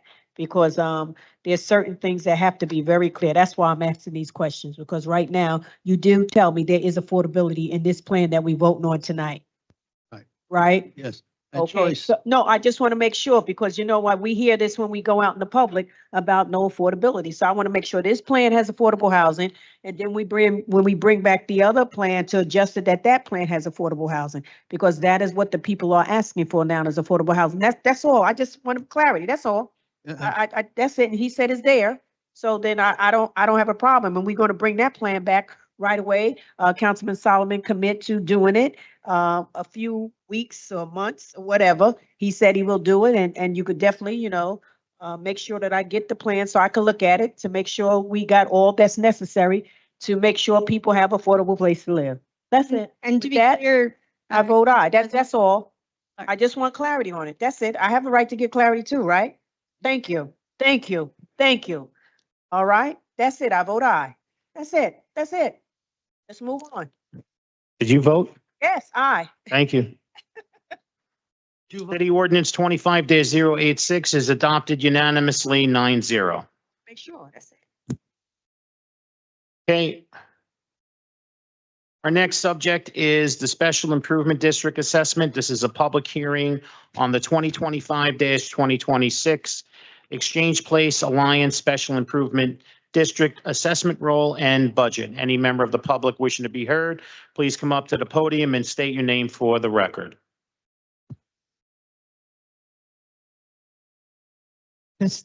Hold on 1 second.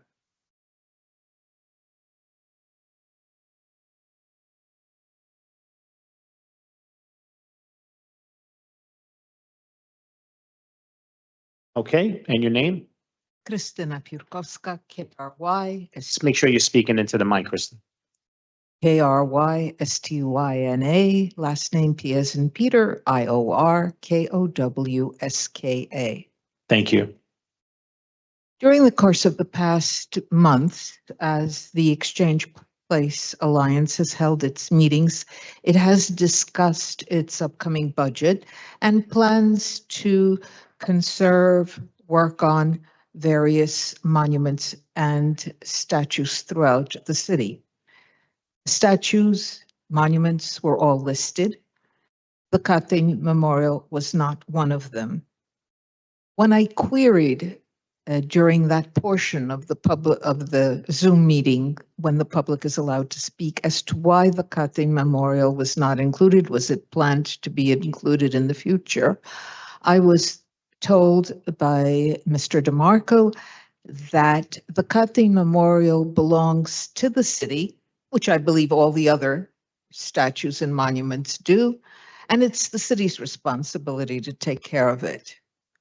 I would like this item or issue to be discussed and clarified tonight, because if the Cathay Memorial is specifically being excluded, by the Exchange Place Alliance, that means that that is a process of discrimination against that one and only statue. There was no statement made that the other statues did not belong to the city, but an affirmative statement was made to the effect that the Katen Memorial did belong to the city and the Exchange Place Alliance would not work on any conservation project on it.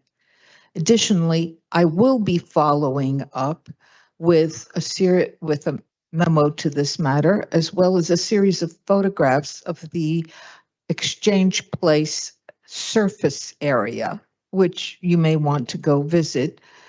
The blocks are cracking. I don't know how the work was done.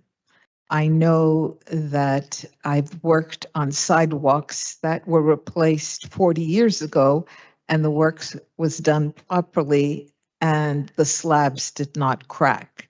If appropriate, rebar and everything else was used. So I'll be sending that in. I'd like my statement and that to be included in the record. I welcome any questions on your part, and I remind you that during a Zoom meeting, the public is cut off and not allowed to ask any further questions.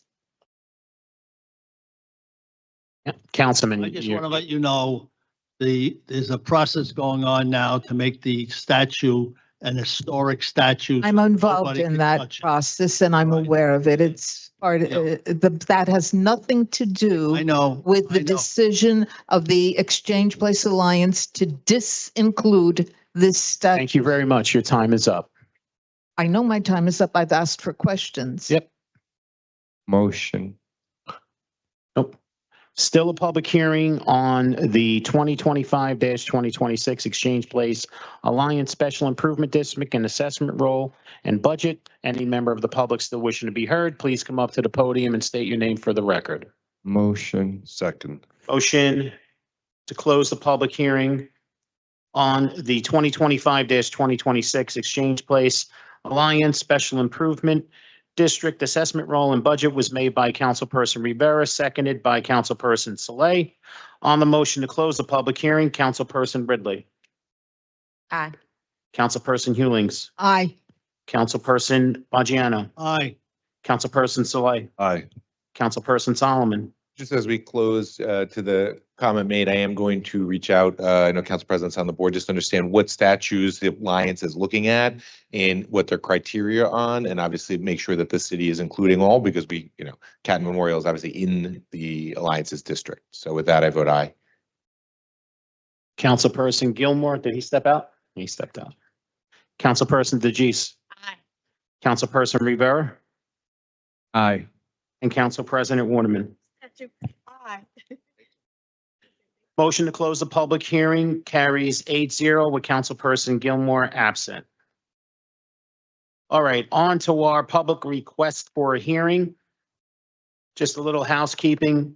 Make sure you have your agenda handy because I'm going to be calling the number and the name, the first name of the individual. With that being said, 5.1 Laverne, I don't see her here tonight. Next speaker, 5.2, James. Is James here? No? Next speaker, 5.3, Tina. Twice. All right, JC. Hey guys, my name is Tina Knowles. Yes, I work for Education at Gilmore, but I'm speaking for myself. Justice for Drew. What? Justice for Drew. Yes, we cannot forget that name, y'all. I just wanted to say, first of all, I didn't like last week, Ms. Waterman, about the sweeper. The sweeper definitely come in our community. It definitely come in Ward F and Ward A, to the point I do get tickets and I get behind because of how I'm working right now. I didn't think that was a good idea because we already poor in our community. So to hear that they should give us tickets, I don't think that was a good example. I think example would have been something else, not in our community as us suffering so much of what we've been going through. Again, I don't think that y'all should have been here for 3 years speaking, but it just show you how no one just pay attention, because y'all should have just been here for that one time, and they should have just took care of Mr. Richardson. Right is right, wrong is wrong. We need to stop making excuse for people. Y'all put these people in line, so they need to take responsibility of doing stuff. I'm gonna say this again. I've been coming here and I was begging for a place to have for community treasure, begging, and we are the #1 resource in our community. So it just show you. It just show you that it doesn't matter. You can build bridges without anybody. You can build bridges without anybody. It showed me that, because by me coming up here and asking for y'all for help, it don't do no good. Some of y'all listen, some of y'all don't listen. And another thing, again, I keep asking about the small business trailer. That was for our community. Anytime we get anything from our community, it always get it taken away. I'm so tired of that. That is the reason why we should freeze for a minute before we build. Not stating that we shouldn't stop continuing to build, but we should walk down each street to see exactly what we need, because y'all keep building and stuff is still falling down. We need to stop it. I know y'all tired, but it's okay. When we get new people, I hope they sit up there and smile at me and say, Tina, you're doing a good job, because y'all don't even listen to me. Have a good night.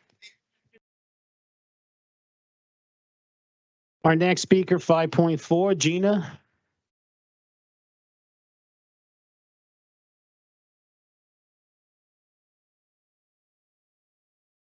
Thank you.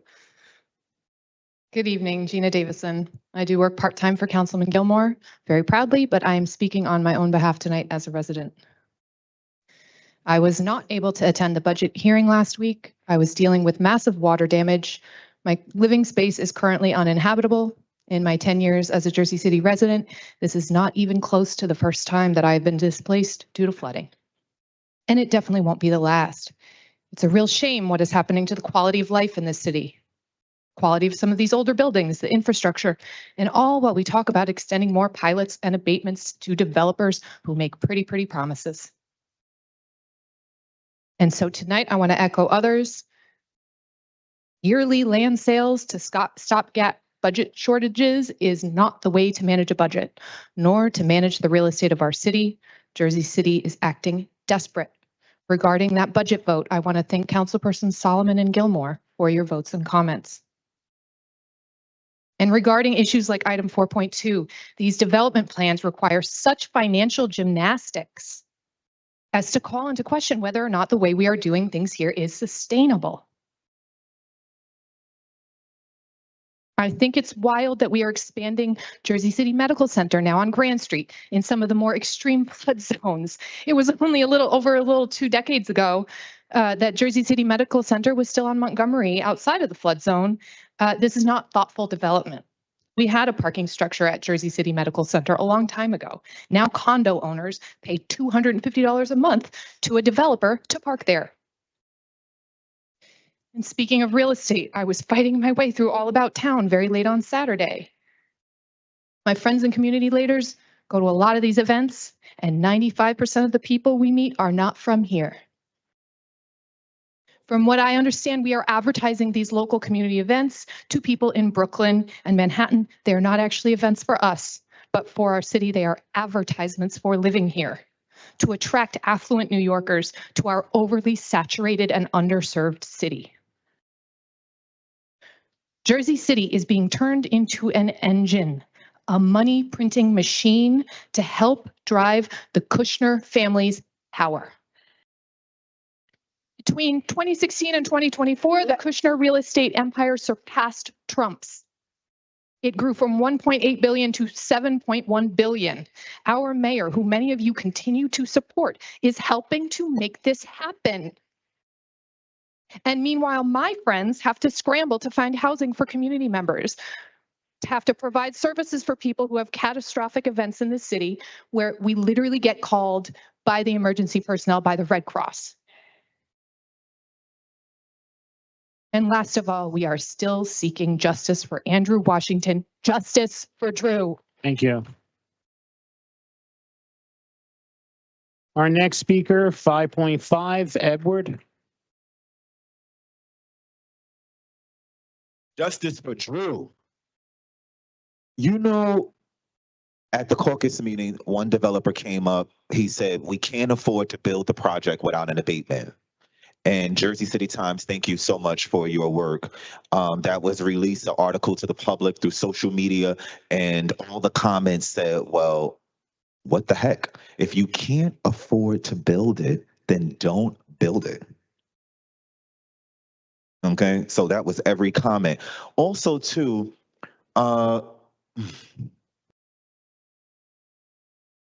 affordable is not affordable.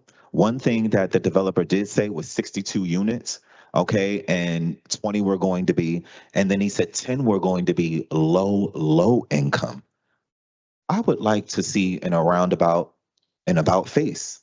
How about every project going forward really only concentrates on the low income, moderate income, or low income? I do feel like the majority of us would be served if you concentrate on these income levels. The Make Jersey City Your Own campaign was a campaign from hell. The mayor, it was a campaign from hell. And many of you do support him. You know, I always say, what authority does the council have? What authority do you have? You have so much authority, but then you agree with the executive. And then in turn, it displaces us. It lowers our quality of life.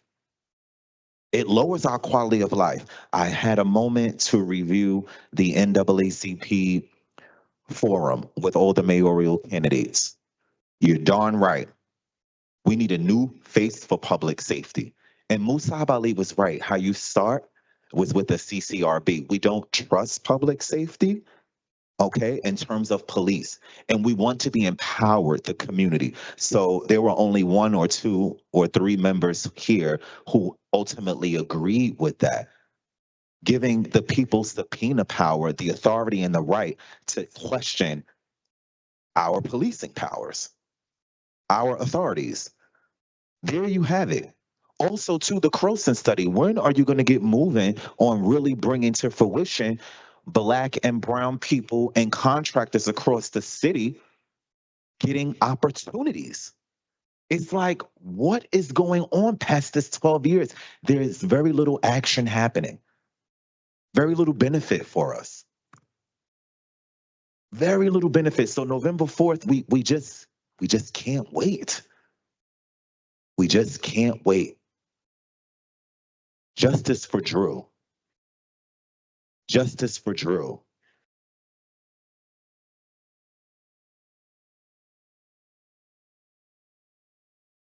Our next speaker, as much as we love her, we can't have her come up again. It was a dupe of 5.3, Tina. Next speaker, 5.7, Adil. Not here. And as much as we loved him too, Edward, we can't let you come up and speak again. It was a dupe of 5.5. So now we're at 5.9, Joe. Joe Harkins. Not here. 5.10, Pamela.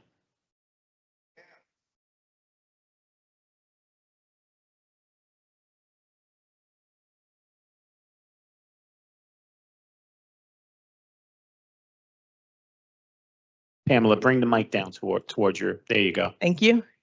My name is Pamela Ogburn. I guess you see the spelling here, right? Yep. Okay, thank you so much. I'm here on behalf of the Birchwood Fairmont Senior Building in Jersey City. Me and my neighbors here representing, we are asking the council to please approve the tax exemption for Birchwood Fairmont for a couple of reasons. First of all, that the building would remain affordable. We are all seniors, it's a senior building, and we are all living on fixed incomes. We've worked 20, 30, 40, 50 years, and now we, luck up and get into senior housing, and there's the threat that this housing might become unaffordable for us. The other reason that we would like the council to approve this amendment is because, or this exemption, is because this building, while it's beautifully designed, is in need of many repairs. The windows are old wood, difficult to raise, which could cause possible injuries to us and our back. Air seeps in, as you can see from the curtains moving, even with the windows down. Insects enter with the windows up due to ill-fitting screens. Most of us complain of being very cold in the winter and a high electricity bill due to this problem with the windows. That's despite the super applying tape and plastic to help us in this matter.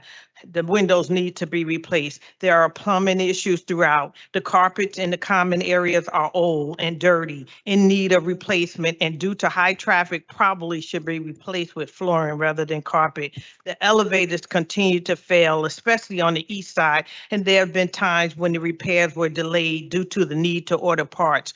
There is an infestation of mice. Everyone in the building has complained of having had or currently having mice because the walls have shifted, the floors have shifted, and so mice are all over the building. So there are many problems in this building, too many to mention here. And after 30 years of not being any major repairs, we're asking you to allow Birchwood Ingerman to make these repairs so that we can live comfortably and with dignity. We deserve that. We've worked a lot of years and we deserve to be able to live comfortably. We know that there are a couple of tenants who were against this, or maybe even still some against this. I can't understand why, because if you live in the building, you would know that the need is there.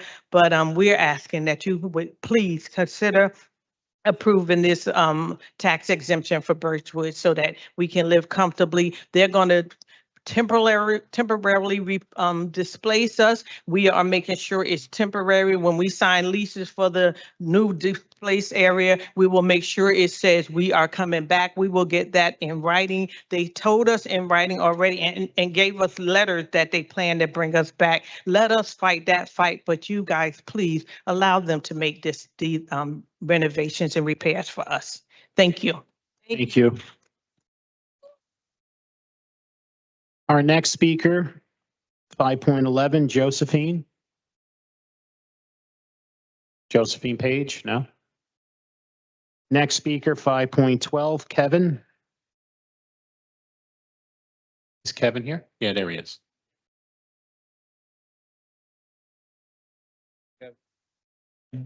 I don't know how often you guys read Jersey City Reddit. I don't really blame you if you don't, because they don't really like you guys that much. They did like Councilman Solomon for a while, but then they stopped liking him because he likes educational Gilmore. Oof. So, but don't worry, they don't like me either. I wrote my good op-ed about how we need more bike lanes and more enforcement against e-bikes breaking traffic rules, and they called me a self-hating biker, which I thought was a clever insult, even though I think I'm the man. So I just thought I'd read this Reddit post for you guys. It's from 26 days ago, titled, "Warning to anyone that ordered a green matcha drink for delivery. Just seen a delivery guy on a bike pulled over in the street on the corner of Warren and Sussex. He had spilled a green matcha looking drink and refilled nearly half of it with his half drunken water from his water bottle. I would have followed him to let the customer know myself, but I was also on a delivery. I checked in with a couple nearby coffee shops just in case to see if anyone remembered handing over a green drink, but none said they served green drinks. This happened roughly 25 minutes ago. Now, wouldn't it be great if we had a way to know who was delivering this drink? Because I don't know if you would have drunken it, but I wouldn't have." All right, that doesn't sound so good.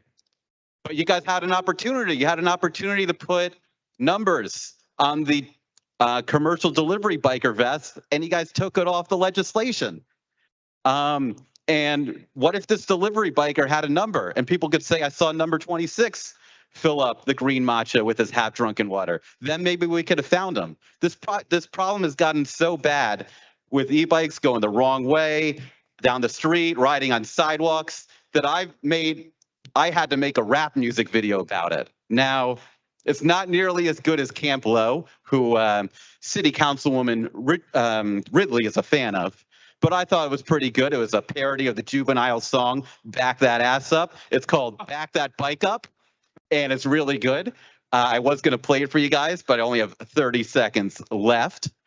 But this has just gone out of control. And, you know, we had a discussion 5 years ago about defunding the police. I opened the petition, which called for a 50% funding cut for the Jersey City Police Department, as well as no new hires over the last 5 years. And I wanted to see which city council candidate signed it. And there was one by the name of Joel Brooks, unless it was another Joel Brooks who signed the petition. And this guy could be on the city council. And I don't know if I'd trust him to give the police more resources to enforce this. Too bad my time's running out because I have more thoughts.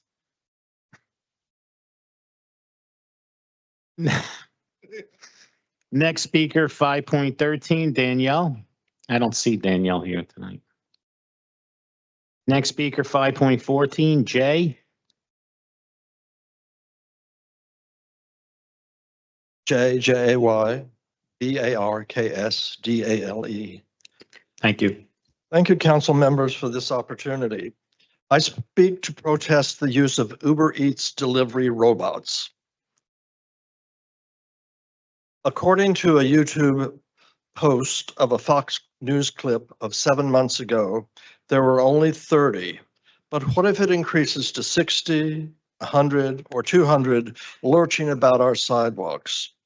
And this is the kicker. And those Uber Eats people actually bragged about not having to leave a tip, which takes money from the pocket of some poor delivery schlub just trying to make a living.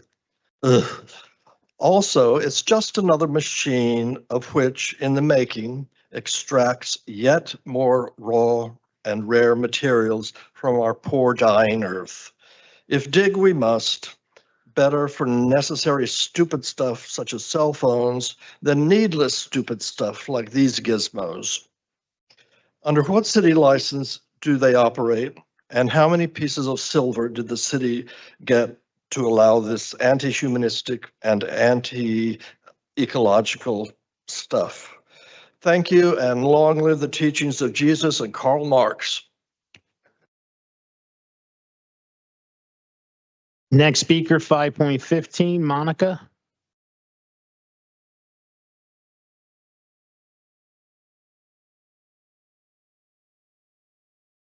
Good evening. My name is Monica Walker. I live at the Birchwood. Several calls were made to the councilwoman, and people also emailed her regarding the renovation, which I strongly state that it needs to be done. I've lived at the Birchwood for approximately 4 years. I have witnessed the deterioration of the building in which the renovation process is warranted ASAP. My primary reasoning is which the elevator system has been failing every day. I live on the 4th floor. I'm not able to walk up to the 4th floor every day because I have an illness. And there's a lot of things in the building that need to be done. The electrical system is failing. People in the summertime were without air conditioning. Rodents running rampant throughout the building. The deterioration of the windows. I'm freezing in my apartment on the 4th floor. Every winter I'm freezing. Things need to be done, and I would hope that the council would grant this renovation process be done ASAP. Thank you. Thank you. Our next speaker, 5.16, Rob. Is Rob here? No? 5.17, Esther.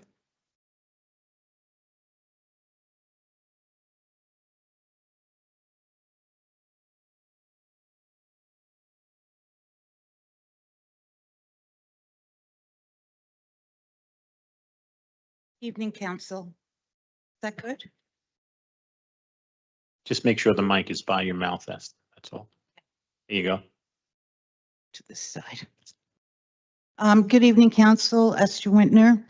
I'm here this evening to talk about the transfer of land from Jersey City to the Liberty Science Center. That was done in March 2017. Hard to believe, but it's about 8.5 years ago that happened. For the record, council people at that time that voted in favor of it were council people Waterman, Rolando Lavaro, Daniel Rivera, Gajewski, and Candace Osborne. So as far as I am aware, there's been no follow-up on the progress of what is going on in the Liberties Science Center into the park.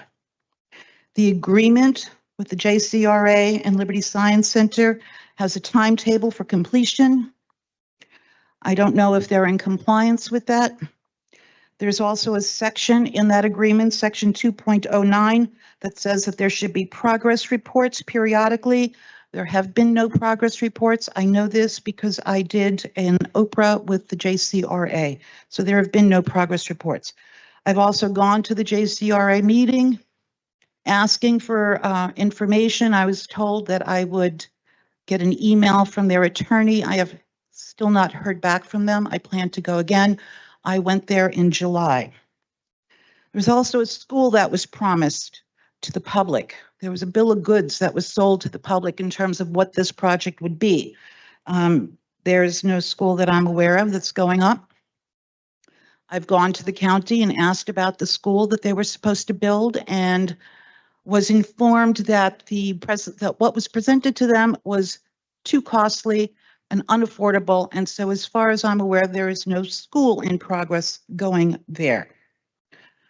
Also, if you dig deeper into some of the paperwork, and we've only got 3 minutes, the property was subcontracted to a for-profit developer. So my question is to the council and to the city, we gave this property to a non-for-profit on the pretense that this was going to be for science and for learning and for all of those good things. And now we have a for-profit developer building a building that's open to the public.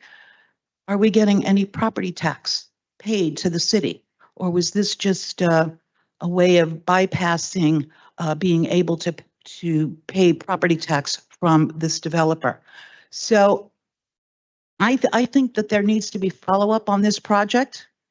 And I think the public deserves answers because this was the biggest transfer of wealth that I have seen in Jersey City from the public and is possibly costing us money. There was no reason for us to give it away. We could have leased it to them. Thank you, Esther.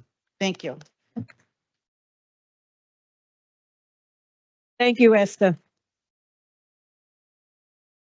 Our next speaker, 5.18, Kevin.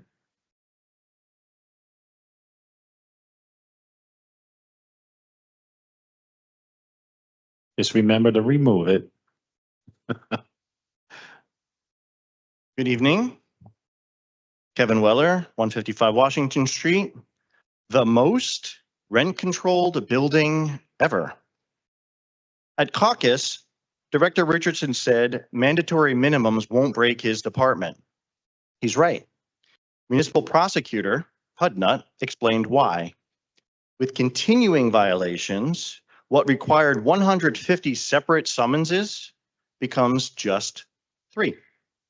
That's a 98% reduction in administrative burden while holding violators fully accountable for each day they break the law. Richardson gets more enforcement power with less paperwork. The prosecutor can focus on what matters. This is brilliant policymaking. But here's what really matters. This ordinance that is up for first reading today and second reading at the next council meeting levels the playing field for all landlords. For years, mega corporations like Equity Residential could afford to break the law. They could bury Richardson in paperwork, tie up violations in court forever. They had an unfair advantage over the smaller landlords, over the mom and pop landlords who couldn't afford teams of lawyers. Meanwhile, honest landlords were at a competitive disadvantage. They paid for security guards while Equity didn't. They have resident superintendents while Equity does not. This ordinance ends that game. Every violation costs real money every day. The small landlord who follows the law pays nothing. The billion-dollar corporation that breaks it pays thousands per day per tenant or per unit. Speaking of billions, council, you've received our daily violation emails. We've documented over $1 billion in maximum fines at just Portside Towers. Yet after 155 days, Equity has been convicted of 3 vents and a mattress. Less than $2,000 out of $1 billion. Mr. Hudnut confirmed not all violations reach his desk. But with this ordinance reducing administrative burden by over 98%, that changes. Every violation becomes a continuing offense. Council, you have subpoena powers. Use them. Subpoena Portside's management. Ask, who has been the resident superintendent for each building since January 2016? Show us their leases, certifications, proof of residency. Thank you. Thank you. Our next speaker, 5.19, Jess. She left. Thank you. Next, 5.20, Daniel. This is my 31st time giving a speech in front of you all during public speaking. My first speech was in February of 2024, and in 13 of my last 16 speeches, so my speech on December 11th, 2024, January 15th of this year, February 13th, March 12th, March 26th, April 9th, April 23rd, May 7th, May 21st, June 11th, June 26th, July 16th, and August 20th. On each of those occasions, I discussed the fact that we don't have 24/7 uniform security in Portside Towers, despite the fact that Chapter 218, Article 1 of the Jersey City Code of Ordinances states very clearly that every owner or agent of an owner of a multiple dwelling of 100 or more dwelling units shall furnish a minimum of 1 uniform security guard for each residential building. Now, on December 11th, 2024, January 15th of this year, February 13th, March 12th, March 26th, April 9th, April 23rd, May 7th, May 21st, June 11th, June 26th, July 16th, and August 20th, on each of those days, I pleaded with all of you to do something about the fact that my landlord is blatantly violating Jersey City law at the expense of the safety of myself and my neighbors. Now, today, at 5:33 p.m., a young woman residing at Portside Towers left the following message in our community group chat. Hello, I wanted to let our community know about something that happened to me yesterday so everyone can be careful. I was standing in front of our building at 155 Washington Street around 5 p.m., looking down at my phone, had my headphones on, trying to start my running app when I realized there was a man standing behind me with his pants unzipped, touching himself. He sped away on a scooter, but then came back and was hiding behind a parked car staring at me. I immediately called the police and they came to talk to me, but were not able to find him before he sped off again. This happened yesterday. If we had 24/7 uniform security in place, this guy would be behind bars, but he's still out there right now, and this young woman is traumatized. Now, this weekend, I was reading NJAC 1355A, which specifies the training that these uniform security guards require.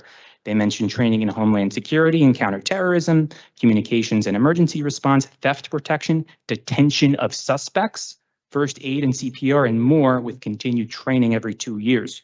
Now, adding a few extra cameras or locking a few extra doors can't do any of that and would not have helped this young woman yesterday. Adding extra cameras can't protect us when an attacker chases someone into our building, leaving a trail of blood, which happened last year. Extra cameras won't do anything when one of our tenants has their car window smashed in front of 100 Warren Street, which happened a few weeks ago.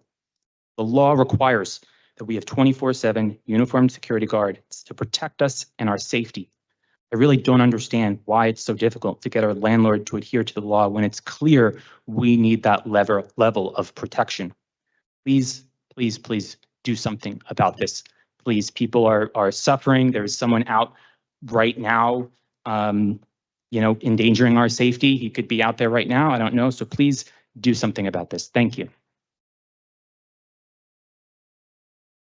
Our next speaker, 5.21, Tom.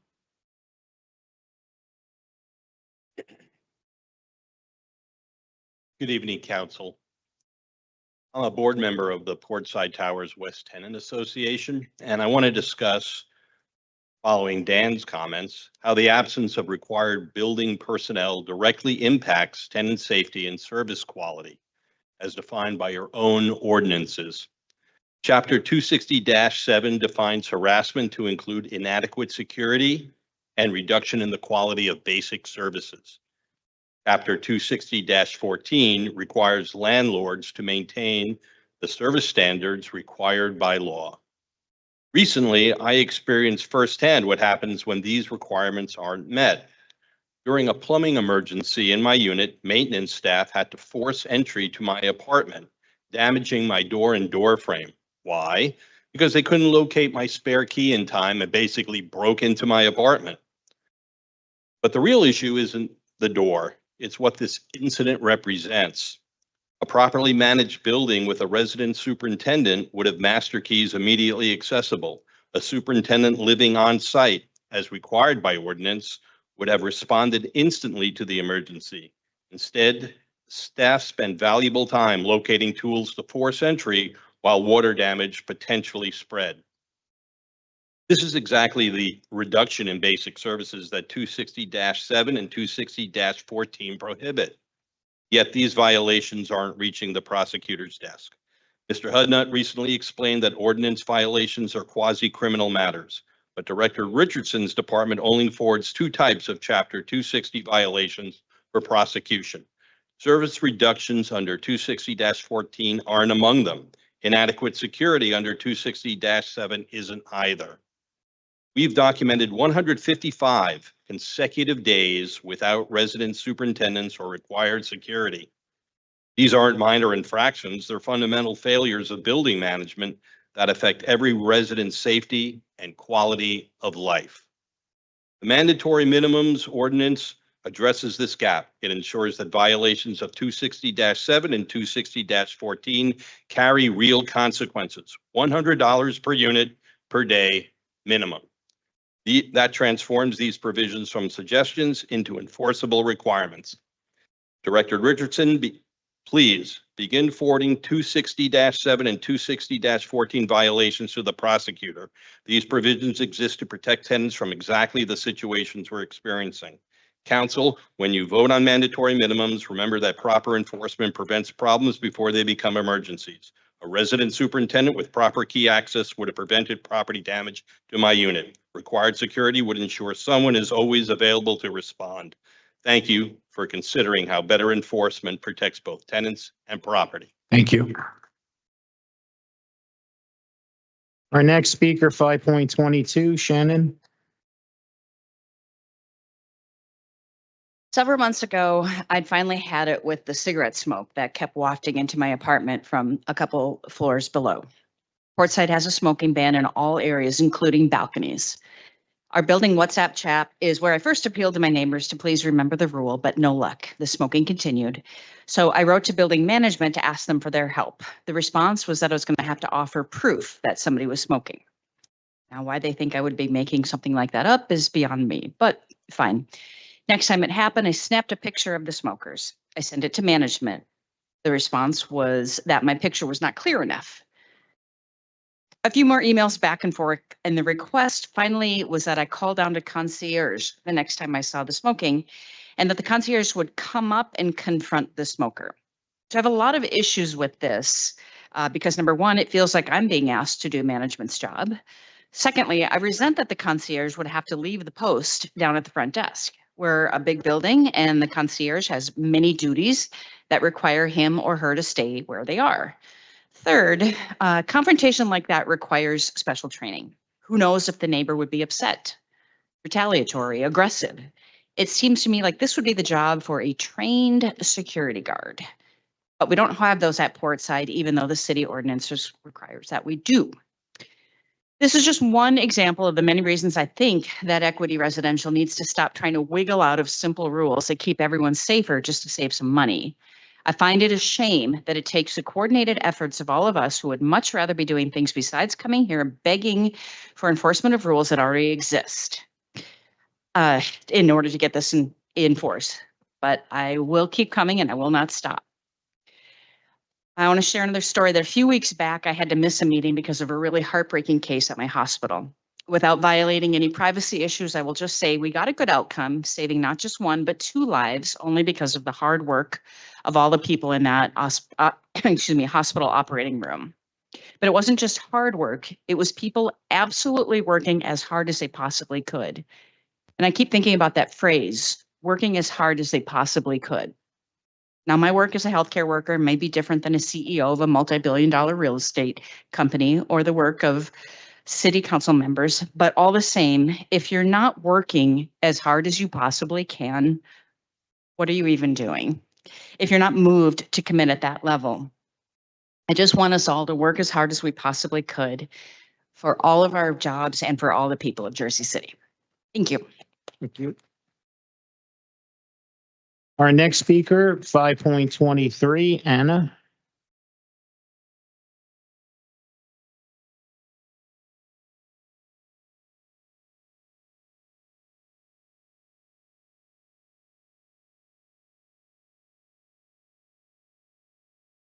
When you're ready. State my name again? I have to state my name again. No, not now. Okay, ready? My landlord is enacting the same playbook that is being enacted by landlords across the city. Buy a rent-controlled building, betting on getting rid of the rent-controlled tenants, renovating the units as cheaply as possible, and then jacking up the price to market rate. All of that is illegal, yet across the city, they are getting away with it. Anna Bassett's building is now completely empty. Her landlord succeeded in running everyone out of that building. I am deeply disturbed by that. Please go visit her building yourself and witness the ghost town it has turned into. Witness what this city is allowing to happen. And the city is allowing it, and I'll tell you how. First of all, why is it the tenant's responsibility to monitor the landlords and report them? What the heck is that about? Do I look like a full-time investigator to you? Jersey City needs to start having its own cyclical inspections where they go to every building and ensure the landlords are in compliance with Chapter 260, 254, etc. Why are you waiting for tenants to complain? That's a losing game because if a landlord is already acting illegally, how can you reassure any tenant that if they report the landlord won't further behave illegally and retaliate? You can't. And I am living proof of that because my landlord started a smear campaign against me this week for reporting their dangerous and illegal construction. Now I don't feel comfortable in my own home, and none of you can give me any assurances that I will be okay because my landlord has proved over and over again that their first instinct is to just break the law. Secondly, the only way to get landlords to behave is to speak the only language they know, money. You must make it prohibitively expensive for a landlord to break the law so that they finally understand it is not worth it and it costs less to actually follow the law. This entire route that violations take, from inspector to summons to court to fines from a judge, create too many opportunities for the fines to disappear. Fines need to be direct, immediate, and expensive, especially for repeat offenders and slumlords. There should be no such thing as consolidating violations or dismissed by prosecutorial discretion. If a landlord has 100 violations, they should be getting 100 fines.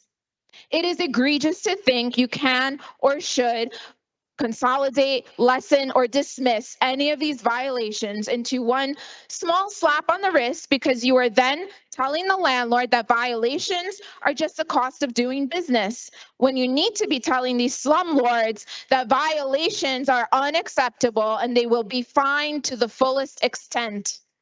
Otherwise, they continue harassing, violating, and exploiting tenants with zero regrets. Thank you. Our next speaker, 5.24, Mark.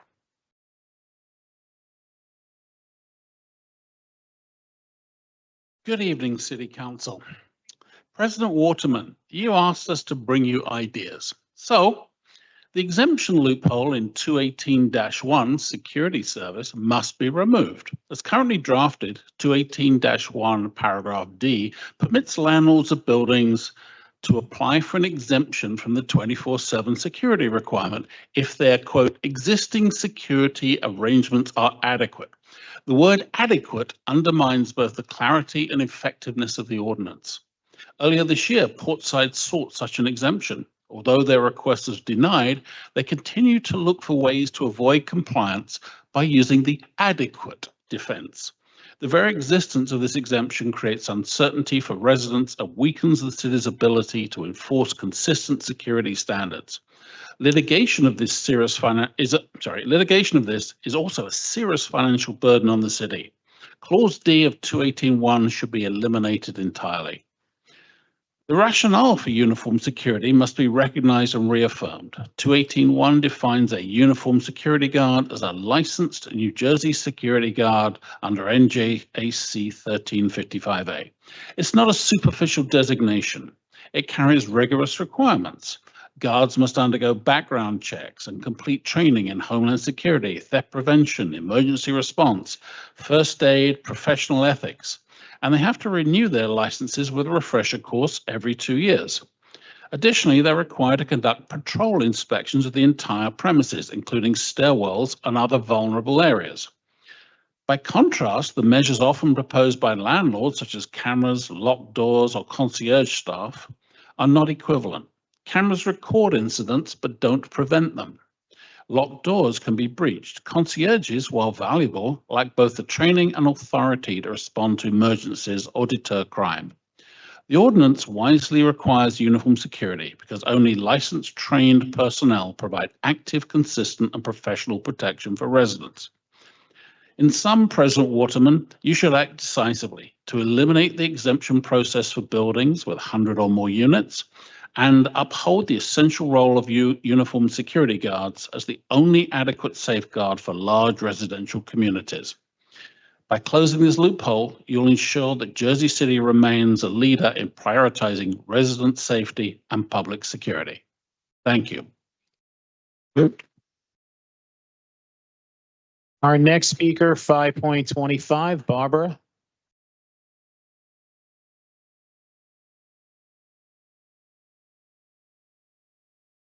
Good evening, Council.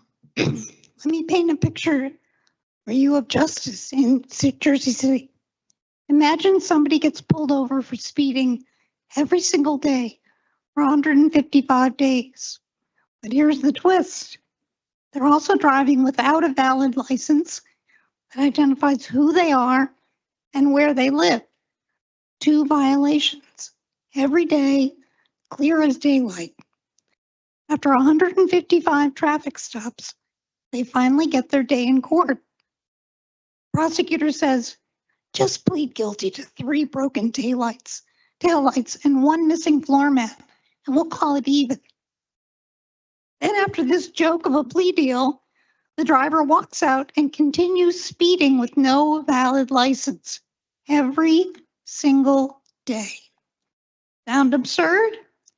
Welcome to Portside Towers. Our landlord has been violating Jersey City's landlord identity laws for years, and we have been reporting it for 155 consecutive days. The registration certificates that are filed are fiction. They list a maintenance service provider instead of the required superintendent. No apartment number, no local telephone number. When you call emergency contact, you reach a call center in the Philippines. This isn't just about paperwork. Jersey City Ordinance 263J states clearly, without proper landlord identity compliance, you cannot raise rents. State law NJSA 46827 also mandates this information be provided. These aren't suggestions, they're laws with teeth. Yet after 3 years and 155 days of documented violations affecting 527 families, the city somehow comes up with a different sum total of violations. The city's sum total of violations is somehow 3 vents and a mattress. Meanwhile, the violations continue. Today, tomorrow, every day. Council members, here is my mail-in ballot that all of us got in the mail today. Many of you are running for mayor or another term on this council. Is this the Jersey City you want to lead? Thank you. Our next speaker, 5.26, Joel.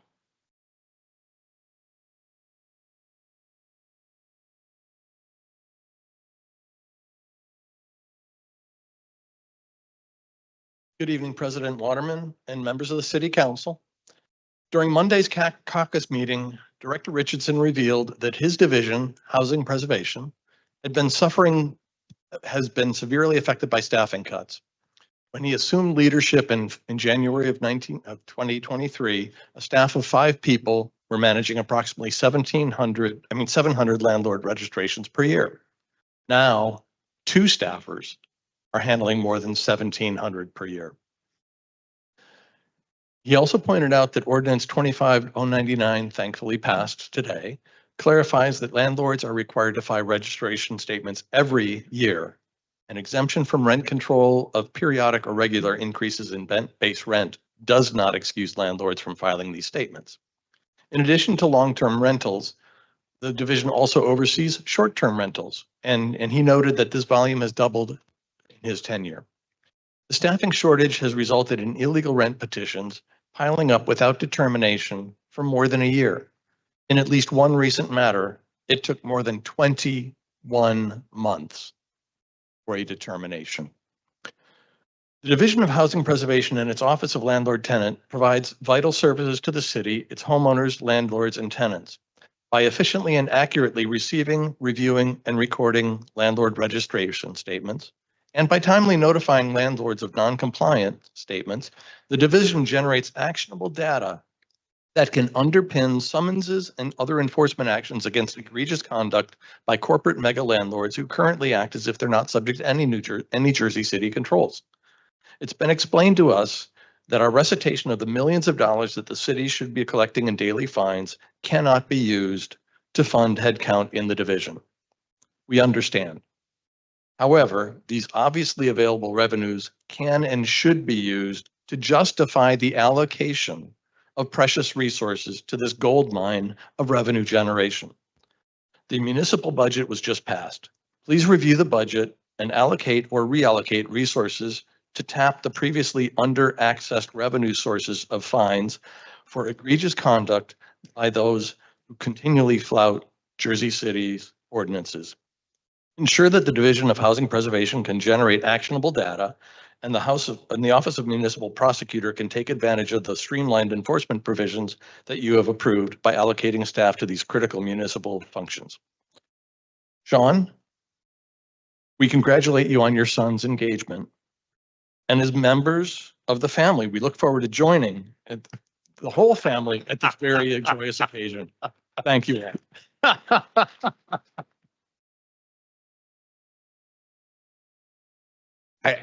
I think we need to give the clerk a raise to make that happen. Take that. Do I have a motion? No, I'm only kidding. Next speaker, 5.27, David.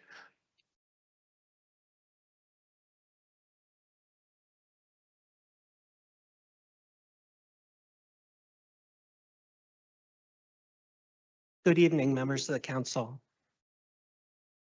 First, I want to thank you for unanimously passing the ordinances 2598 and 2599. I feel proud of the city council of my city and I feel represented. Thank you. I understand the issue that's been raised about the budgeting, but I do want to address the idea that the speakers from Portside have kind of dragged, the name of Director Richardson, Pastor Richardson through the mud. I haven't been to every one of these meetings as you have, but I've been to my share. And what I've heard has not been, attacks on the character, of the pastor, of the director. I use both terms because I want to put respect on both of those titles. I haven't heard attacks on him personally, attacks on his character. What I've heard is, I've heard questioning of his credentials, which I think is a valid question. I've heard concerns that he hasn't done anything.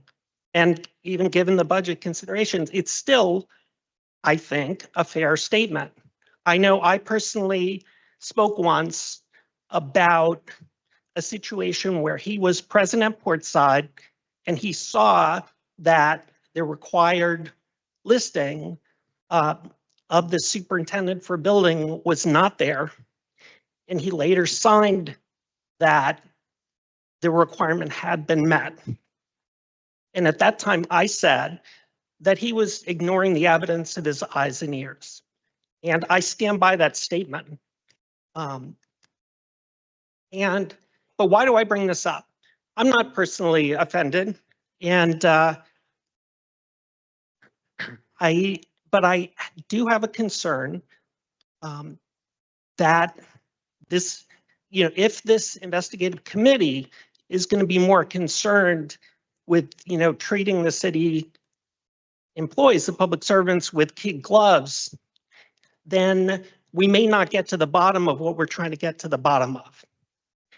And so I just want to ask that please, as this committee does its job, please just follow the facts where they lead, investigate whoever needs to be investigated. And so that we can see justice served for everyone in the city. Thank you. Thank you. Our next speaker, 5.28, Nadine.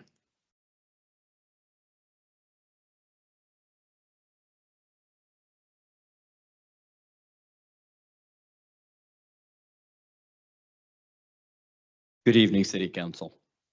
About a month ago, we all heard about the big court day that would finally bring violations to justice. Many of us logged in. Councilman Gilmore, you were there as a witness. To one account of a non-working vent, how does your client plead? Guilty. To a second count of non-working vent, guilty. To a third, guilty. To one count of an uncovered mattress, guilty. We've got guilty, guilty, guilty, guilty, 4 admissions. What do we get? Less than $2,000 in fine. And every single violation we've reported for 155 days continues uninterrupted. Let me read from a document dated November 8, 1991, Board of Adjustment Resolution, docket number 9025. The board found, and I quote, the addition of 2 superintendent's apartments would enhance the objectives of section 13-448 of the city code, which calls for on-site superintendents for buildings such as this. This variance permitted the construction of 2 superintendent apartments, 1 for each of the portside buildings, as a condition of allowing the development, not optional, required. A binding legal condition that runs with the land. That was over 12,000 days ago. 0 days of compliance, 0 superintendents, 0 apartments used for this legally mandated purpose. This isn't about interpretation. The variance is crystal clear. 2 superintendent apartments were approved and required. The city code requires on-site superintendents, on-site. The variance has reinforced it. Yet after 155 days of reporting this specific violation, Mr. Hudnut found Equity Residential very, very guilty of 3 vents and a mattress.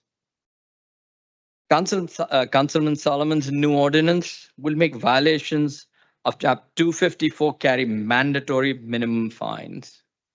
But you don't need to wait. You can enforce the variance today. There's no litigation about the 1991 variance.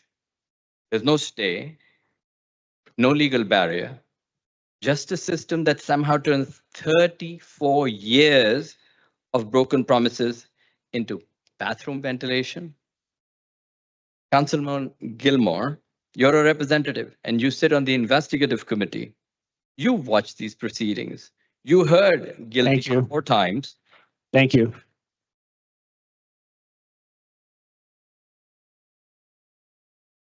Our next speaker, 5.29, Sylvia. Good evening. Thank you for have your support after so many years discussing, but this is not the point now. My name is Sylvia Lu, and I am here to advocate for a crucial change to our city code, the removal of the exemption loophole on Chapter 218.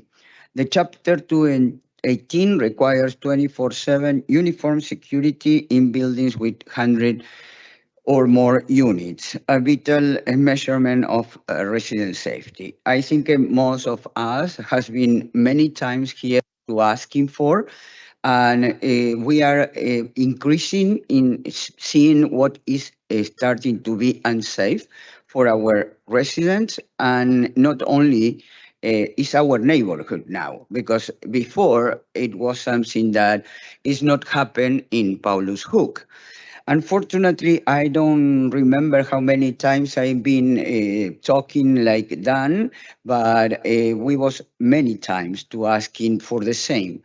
And more and more and more, we are in the same situation. No issue, no security in our buildings, no no superintendent. Is really, and now the only that we have is lock the doors. That is something that you can break easily, and is pushing a button for a security, for a doorman that not always pay attention who is. We have amenities. The amenities are used, also is not closed, are always, you have access to any amenities without being a resident, and we have many proof of that. But unfortunately, nobody are doing what is supposed to do. Thank you, and again, for the approval of the two codes, and please remember that Chapter 218 requires security. Thank you. Our next speaker, 5.30, Jessica. Good evening again, Council. Kevin's passing out something for you to consider. Tonight, I'm reading from the New Jersey Administrative Code, Section 5, subsections 10 through 11-2, called Duties of Manager and Superintendent. Quote, without relieving the owner of any responsibility, any person undertaking for and on behalf of the owner any responsibilities for the operation and maintenance shall thereby assume concurrently with the owner responsibilities for the premises and be subject to penalty for failure to comply. Simple question. Do we have resident superintendents or not?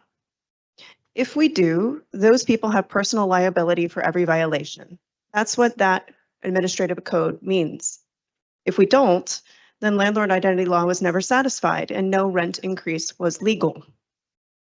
This code continues, quote, such person shall be liable concurrently and jointly with the owner and any managing agent, end quote. So who are these superintendents? Are there any? Ignorance of the law won't save them from concurrent liability. Mr. Hudnut, in your September 11th letter, you stated, this office represents the state of New Jersey. You're not bound by civil court orders. The state says superintendents have concurrent liability. These aren't LLCs. These are real people. And if they exist, they're personally liable for every violation at Portside. Every missing carbon monoxide detector, every safety violation, every non-working vent, and there's about 527 of them, every day without security guards. Council committee, use your subpoena powers. Get these supposed superintendents under an oath and ask a very simple question. Where do you live? Show us your lease. Show us your certification. Show us proof you actually lived in these buildings. And here's the trap equity created. Either they have superintendents who are personally liable for hundreds of violations, or they don't have superintendents and every rent increase violated landlord identity law and portions of the Jersey City Ordinance which are not exemptable. With mandatory minimums, each superintendent, if they exist, faces thousands in personal fines daily.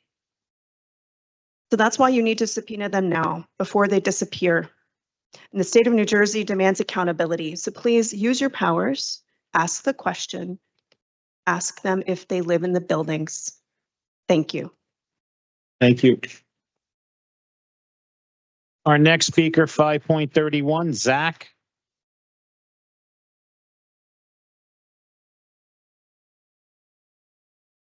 Good evening. My partner and I moved from a Manhattan 5-story walk-up to Jersey City in 2020 at the height of the pandemic. The apartment was perfect for us and in an elevator building, which was billed as a luxury amenity, but it ultimately proved to be a necessity for us in the months that followed after my partner was severely injured and wheelchair-bound for a year. We loved Jersey City, our neighborhood, and our home. We wanted to start a family here, thinking the lower rents would allow us to afford it. Then in 2021, as my partner was relearning how to walk, our landlord, Equity Residential, hiked our rent 11%. Then in 2022, the rent went up another 18%. Then another 10% in 2023, and the rent went up again in 2024. We just got our renewal this month. Our rent will now be well over $1,000 more each month than when we first moved in 5 years ago, thanks to the predatory algorithmic rent hikes and greedy corporate landlords. And what do we get for it? During this time, we had months of elevator failings. My partner spoke from this podium and she told you what it was like being stuck in the house during what we thought was a real fire alarm while she couldn't walk. For months, we had no reliable elevator service and no way for her to get in and out of the building. Our building also has little to no security. We come home and see leaflets shoved under our doors. I respect the hustle, but it speaks to a lack of security or proper access controls in our building when past speakers here have described instances of violence and harm to residents. Our maintenance requests have also dropped off a cliff. Violation after violation, we've had inspectors into our apartment noting multiple violations of city code that still haven't been fixed. And Equity still hasn't acknowledged over a year later the huge breach of trust after a former employee was caught allegedly stealing packages and mail for months. Again, that's over $1,000 more in rent every month we're paying directly into the coffers of a billion-dollar company for no other reason than corporate greed. If the city enforced its laws, our rent would be about half of what it is today. That is money far better spent in local businesses in Jersey City and supporting the economy here. But instead, we're faced with a city that has consistently failed to enforce its own laws. As tenants, we are the ones who have had to take action by speaking at city council meetings since 2022 and filing hundreds, if not that more, of city code violations to get anywhere. It's because we are taking action, City Council. I stand before you today to ask that you stand up for your constituents and enforce the rules of this city. Thank you. Our next speaker, 5.32, Dina.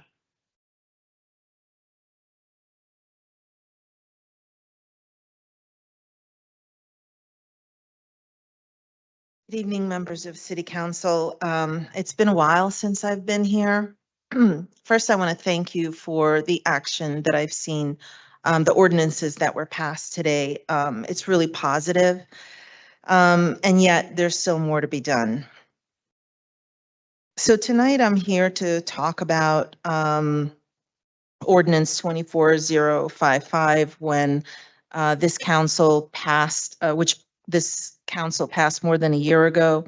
And it gave us hope because it was a measure requiring uniformed security services for multi-dwelling residences. Unfortunately, 12 months later, that, as you've heard, that promise remains unfulfilled. Because there hasn't been uniform security, despite the law's clear mandate, it's led to serious incidents. You've heard some of them listed out by some of the speakers. last December and I'm here to offer a couple of more. Last December, 2 non-residents created a chaotic disturbance in our lobby, which required multi-officer police response. The required security presence was nowhere to be found. On November 5th, a resident received a death threat from someone parked on Washington Street, an incident that left many of us shaken. And near the Korean War Memorial, suspicious and illegal activities are regularly observed. These threats are compounded by another failure, Ordinance 07-153, which requires Washington Street to be secured with a chain after 8 p.m. each night. Unfortunately, this duty falls on Portside security team, but because the team doesn't exist, the safeguard is ignored most every single night. Residents have not been passive. We've documented violations, as you've heard, through See-Click Fix. We've received responses that summonses have been issued, but there hasn't been any visible change or corrective action to comply, no compliance from Equity Residential, which leaves us asking, what purpose do these summonses serve if they don't compel enforcement of the law? And so my question is, what tools does this city have to ensure that Equity Residential meets this legal obligation and finally provides safety to our residents? Our community deserves more than laws on paper. We deserve action, compliance, and real protection. Thank you for your time and your continued commitment. Our next speaker, 5.33, Fernando R.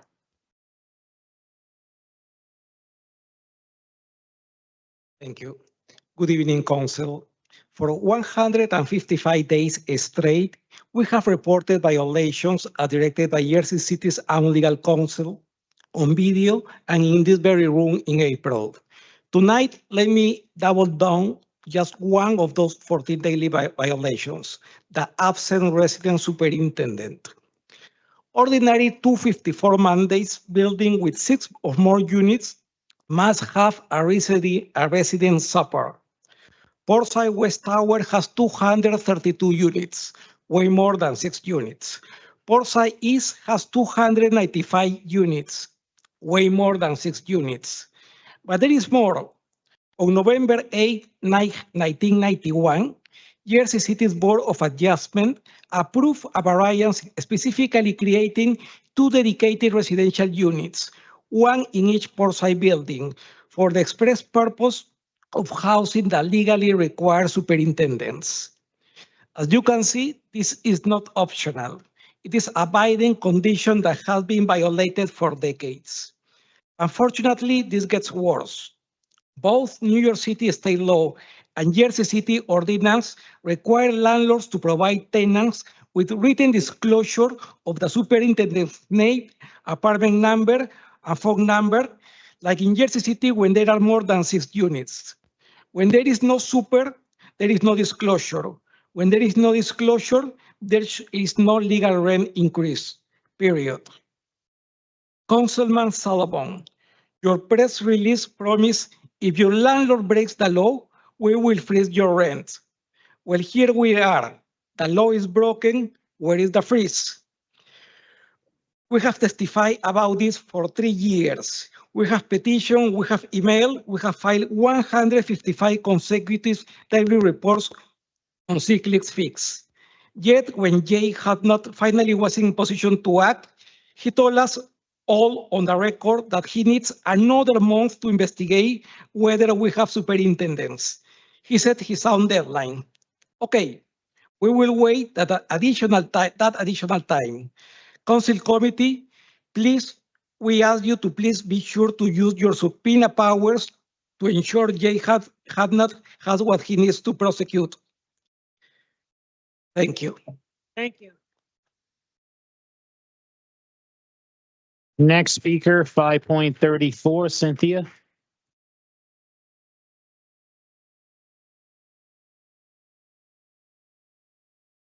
Good evening, Council. My name is Cynthia Sobral, and this is my second time in front of you. I came here to talk to you today about numbers, but more importantly, the things that number can't measure. While we've been documenting violations for 3 years and methodically for the past 155 days, over 200 families have already been forced from their homes at Portside Towers. 200 families.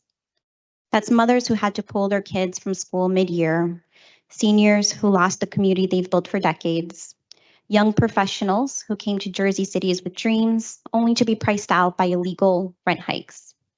These aren't statistics. They're empty apartments that once held birthday parties and holiday dinners. They're moving trucks that shouldn't have been necessary. They're forwarding addresses to towns that these families never wanted to call home. And what has Jersey City done during this exodus? Issued less than 2,000 in fines total. Think about the math. 200 families displaced, $2,000 in fines. That's $10 per shattered lives. $10 per family forced to start over. Is that what a home is worth in Jersey City? These 3 new ordinances came too late for those 200 families. Councilman Solomon's solutions can't bring them back, but 527 families still remain, still fighting, still hoping that the city will enforce its own laws. Every day that goes by, another family gets closer to that breaking point.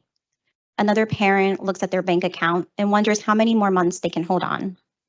Another senior on fixed income receives a rent increase that they can't possibly afford. Those 200 families who have already lost their homes, we haven't forgotten you. Your displacement wasn't just wrong, it was illegal. And tonight, we're fighting to make sure it never happens again. To this council, you can't bring back the 200 families we've lost, but you can protect the thousands still here. Pass the mandatory minimum fine ordinance at the next council meeting. Not because we're asking, not because the press is watching, but because those 200 empty apartments demand justice. Thank you. Our next speaker, 5.35, Erica. Remember Jacqueline Reyes. On December 8th, 2009, just after 8 in the morning, 27-year-old Jacqueline was murdered in her apartment, and her 9-month-old baby was stabbed nearly a dozen times. When police arrived, they could not locate a guard because security was 4 p.m. to 8 a.m. A non-resident had slipped into the building. Thanks. Chapter 218-1 of the NJAC says any building with more than 100 units is required to have a minimum of 1 security guard 24/7. This isn't fiction or fable. This was Paula Cook Towers on 100 Montgomery Street, a mere 7-minute walk from Portside. Paula Cook has more than 300 units and Portside has 527. This ordinance is not new and its purpose could not be clear. Yet Equity has refused to provide 24/7 uniform security, merely telling us to use fobs while not supplying 1 per resident on leases, and that concierges are not always available to let non-fob residents in or to safeguard entry. Residents have raised concerns in writing, in meetings, in every form available, including this very council, and we have been ignored for 3 years. What happened at Paula Cook is not hypothetical, but the actual cost of neglect, both by the apartment's management as well as the city. And in the case of Jacqueline, who was in the 4 walls of her own home, council persons, the absence of city mandated security cost her her life and almost the life of her infant son. Residents there say they've been living in fear, sending letters that went unanswered until tragedy forced action. Today, when I visit my friend, I wait in a locked vestibule until security confirms visitors by the resident. They learned this the hard way. Is 1 preventable tragedy not enough? Do we need 1 or 2 or 5 more deaths to prove this necessity? Enforce the ordinance, not just out of kindness, but because it is the law. And if none of this resonates, maybe numbers will. Every day without a guard is a violation of up to $2,000 per unit per day. That's $1,054,000 a day and $1,154,130,000 over the course of 3 years. As a single mother, I have previously spoken on my personal concerns for security, and this is an actual incident involving another mother and child that happened blocks from here as a result of neglect, oversight, and willful defiance. We need the protection the law already guarantees. We need 24/7 security yesterday. Since over 1,000 yesterdays have already come and gone with no enforcement, start now, start today. Councilpersons, again, protect us. Remember Jacqueline Reyes.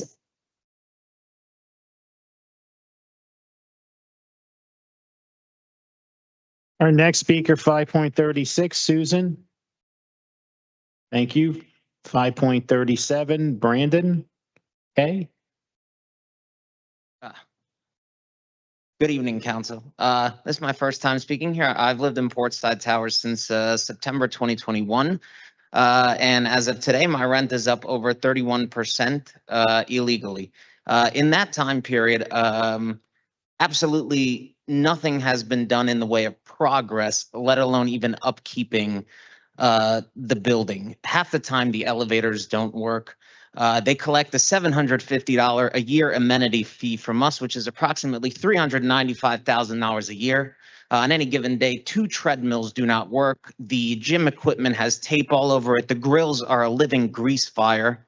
Why not put that money towards a security guard or keeping up with the rules that are already on the books?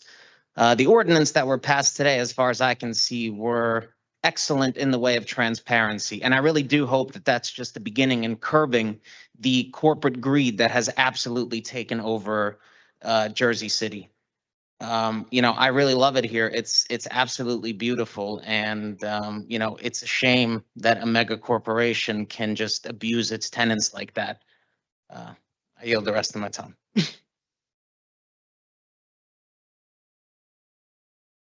Our next speaker, 5.38, Tara. Tara here. I see you.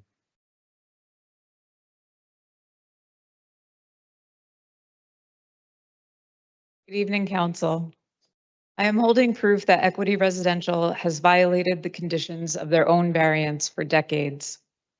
This is the November 8th, 1991 Board of Adjustment Resolution, docket number 9025. Both 100 Warren and 155 Washington sit on Block 60, Lot 34, the property covered by this variance. The board required, as a condition of approval, 2 superintendent's apartments to enhance the objectives of Section 13-48, now Chapter 254, of the City Code, which calls for on-site superintendents, not 1 superintendent shared between buildings, 2, 1 in each tower. They granted a density variance specifically to add these apartments. Now here's what actually happened. There was a superintendent named Tony. His name appears on a very old DCA certificate, but Tony moved out. Who knows when?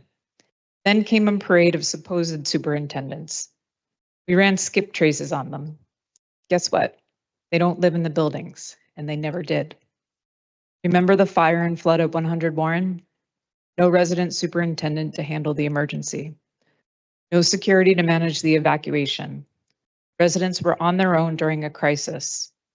That's what happens when you violate variance conditions for years.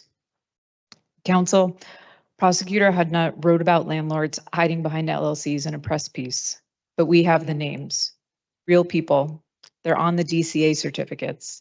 They have personal liability under Jersey City and New Jersey law. You can subpoena anyone in the state of New Jersey. Here's your roadmap. Subpoena these people. Make them testify under oath. Ask, who was the superintendent for each building every year since 2016? Show us the leases proving they live there. Show us their certifications. Show us Tony's move-out date. Then subpoena the people they claim were superintendents. Make them prove where they actually lived.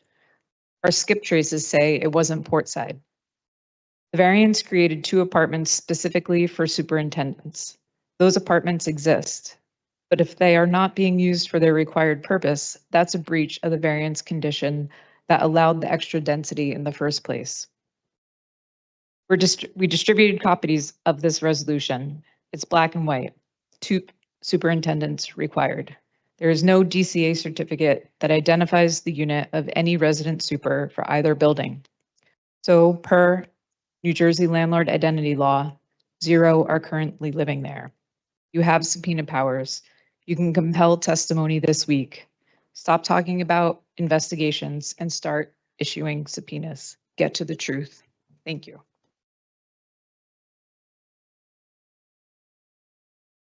Our next speaker, 5.39, Brendan.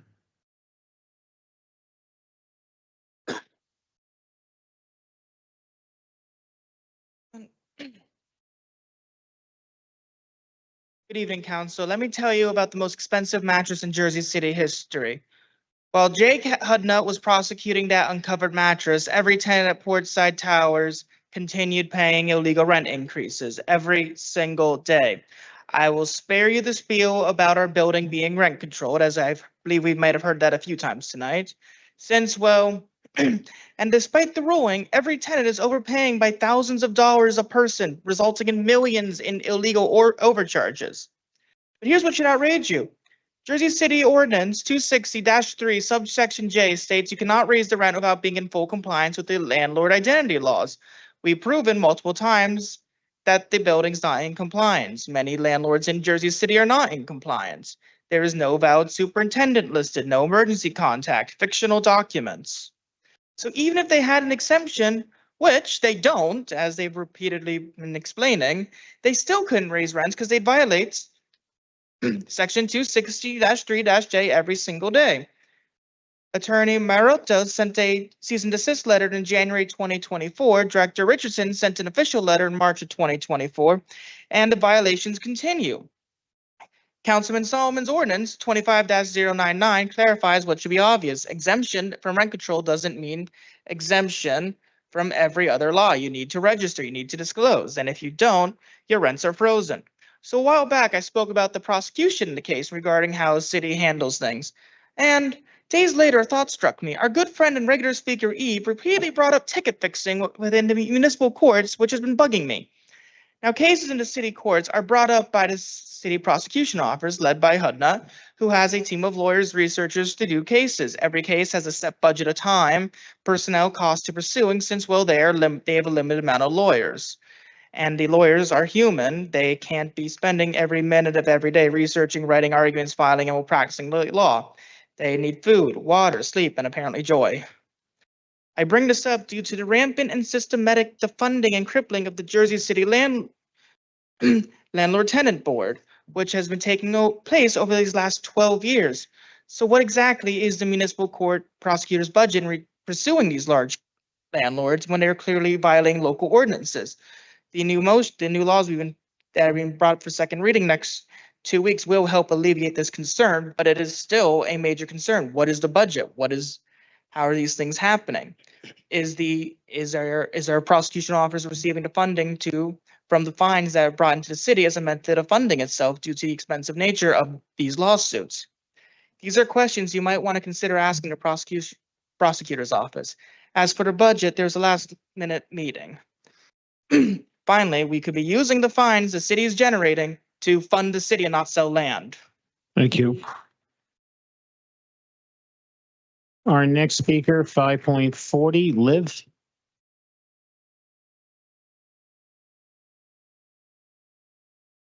Good evening, Council. Tonight, I'm speaking in solidarity with Portside Towers. As Erica spoke on earlier, in 2009 at 100 Montgomery Street, Jacqueline Reyes and her 9-month-old baby were stabbed in their home. The building had no security guard, violating the same ordinance Equity Residential violates today. Cameras watched passively as the killer entered. They recorded everything. They stopped nothing, as cameras are inanimate objects. Jersey City issued one summons for $1,200. A mother and baby died because a landlord saved money on security. One summons, $1,200. Fast forward to Portside Towers, a bloody attacker roamed freely in their lobby. What did the cameras do? They watched. They recorded the concierge staff leaving the desk to hide the victim. They recorded children in strollers passing blood on the floor while their parents asked what happened. The cameras saw everything, but cameras do nothing. In California right now, Equity Residential faces a major class action because of inadequate security at their property, leading to an active shooting that could have been prevented. They know the consequences. They don't care. This is what Equity is fighting for in court, the right to operate exactly like 100 Montgomery did in 2009.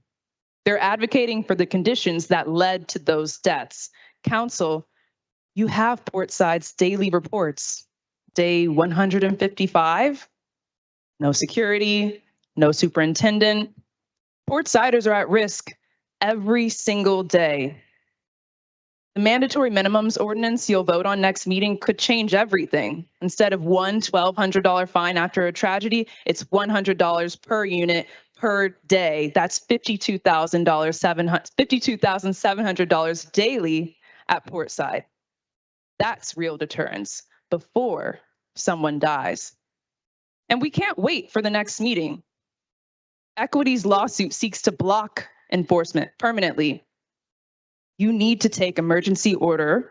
You need to take an emergency action in court now.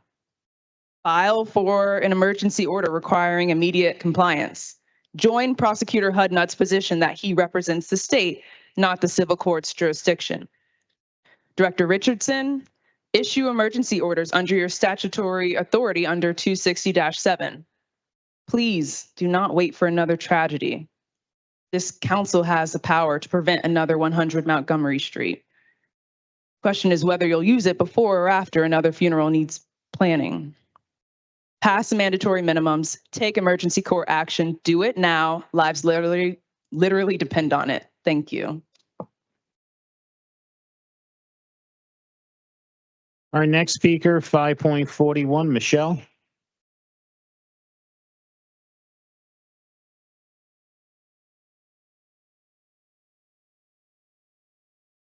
I'm Michelle Hirsch, president of the Portside Towers West Tenant Association.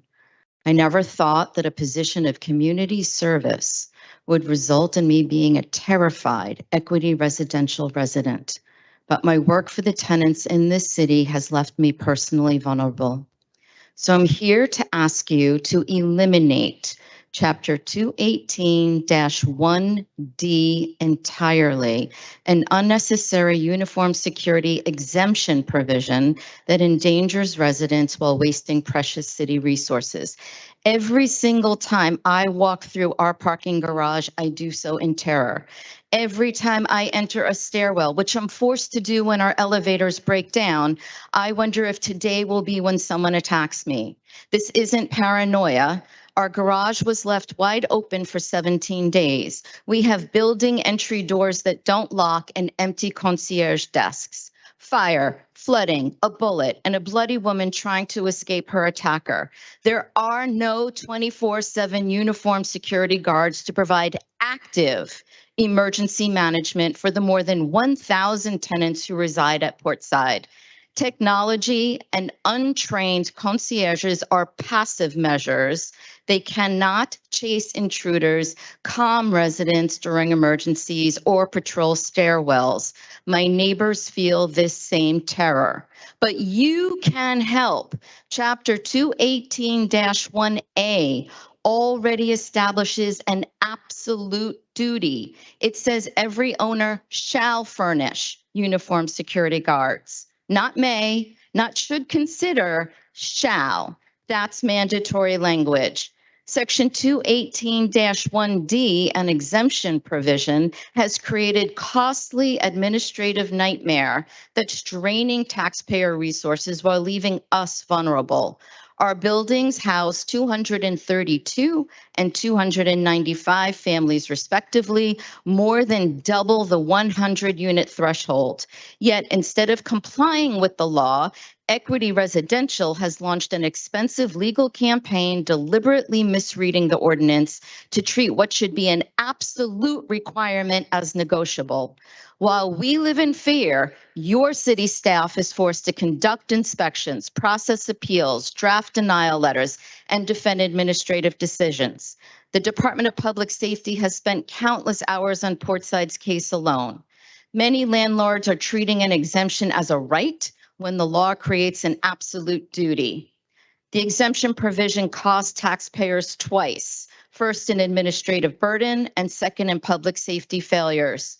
I'm asking you to remove 218-1D completely. Thank you. Thank you.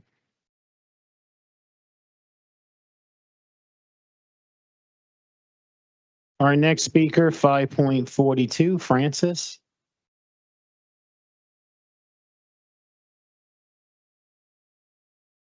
Good evening, members of council. My name is Francis and I live at 21 Stegman Place. I'm here to speak about the demolition and proposed redevelopment at 6 Stegman Place in Jersey City. The demolition began on July 16, 2025. Permits were filed improperly and the city's response was confusing and difficult for the residents to navigate. Neighbors were not given the 30 days notice that should be expected. There was no reassurance about pest control, utility shutoffs, or lateral support, and most importantly, the community had no opportunity to voice concerns until after the demolition had occurred. That is not fair to the residents. We deserve transparency, safety, and a chance to be heard before actions be taken. Now, we are deeply concerned about what comes next. The proposal for a multi-unit investment property at 6 Stegman Place would negatively affect our community by the following: overloading parking and even blocking emergency or service access, threatening the safety and cohesion of our block, disrupting the character, appearance, and history of a street built around single-family homes. We are not opposed to development, but we strongly believe that any new construction at 6 Stegman Place should match the architectural style and scale of the surrounding single-family homes.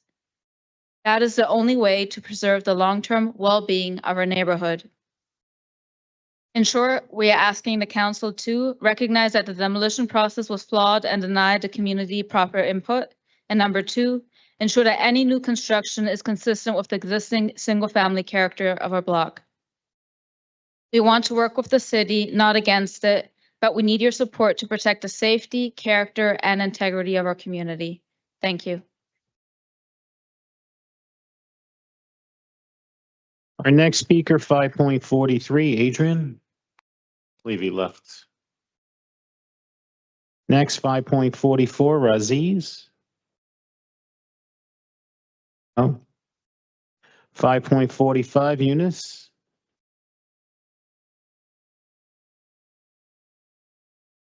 5.46, Antoine. Irma? No. Next, 5.47, Satan. 5.48, Adrian. 5.49, Mamet. Okay. 5.50, Mark.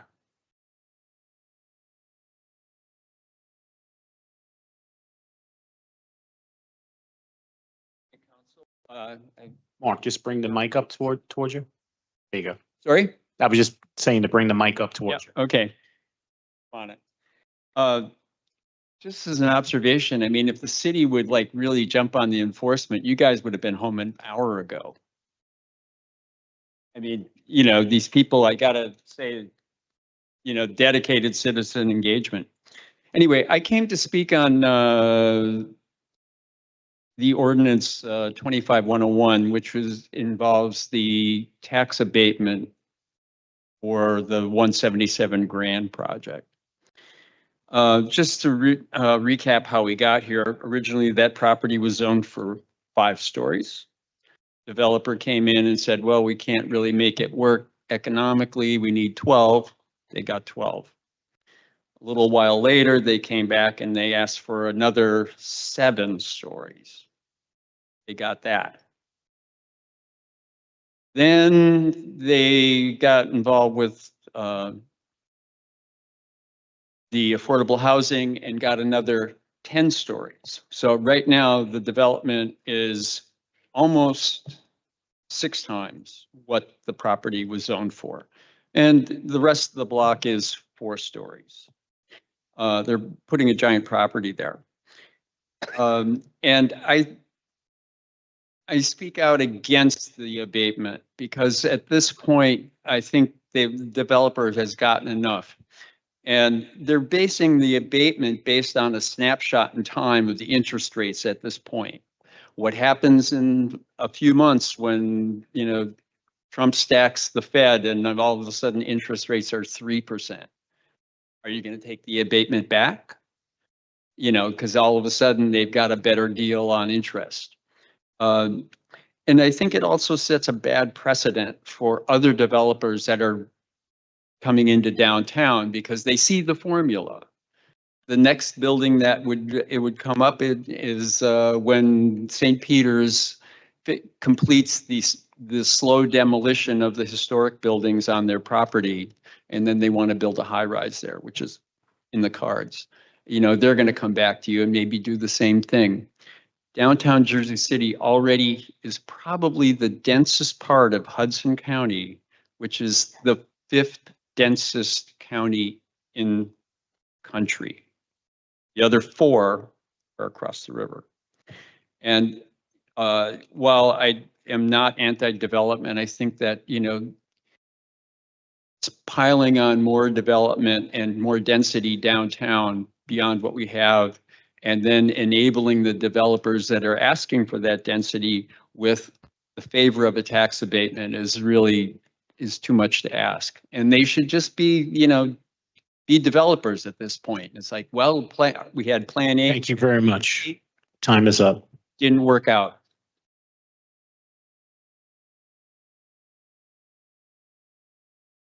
Our next speaker, 5.51, Fernando Garcia. Fernando? Not on your printed list, but signed up to speak before we started the meeting. 5.52, Larry?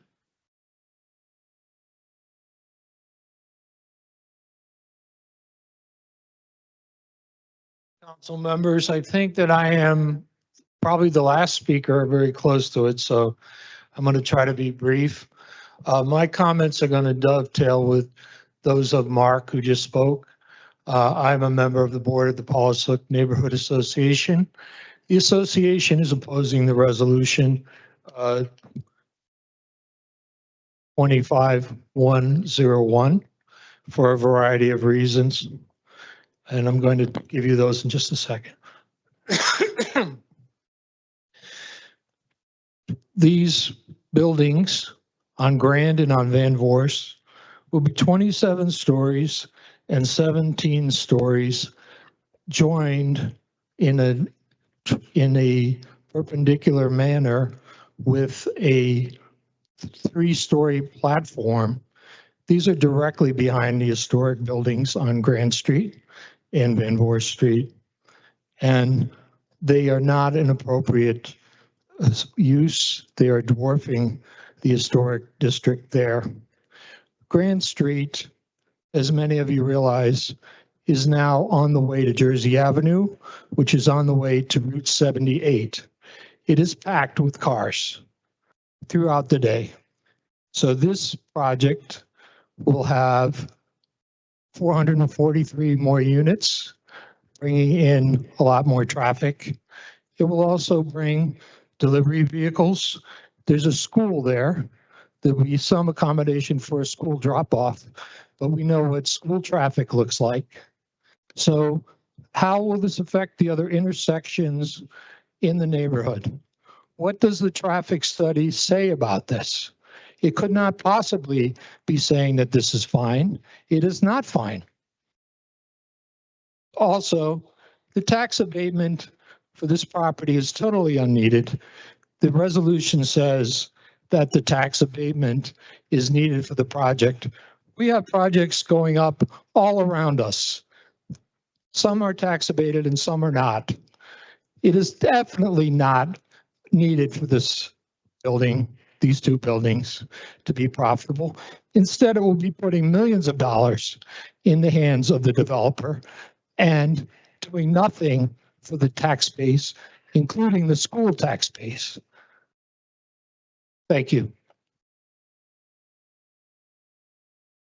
Our next speaker, 5.53, Glenn.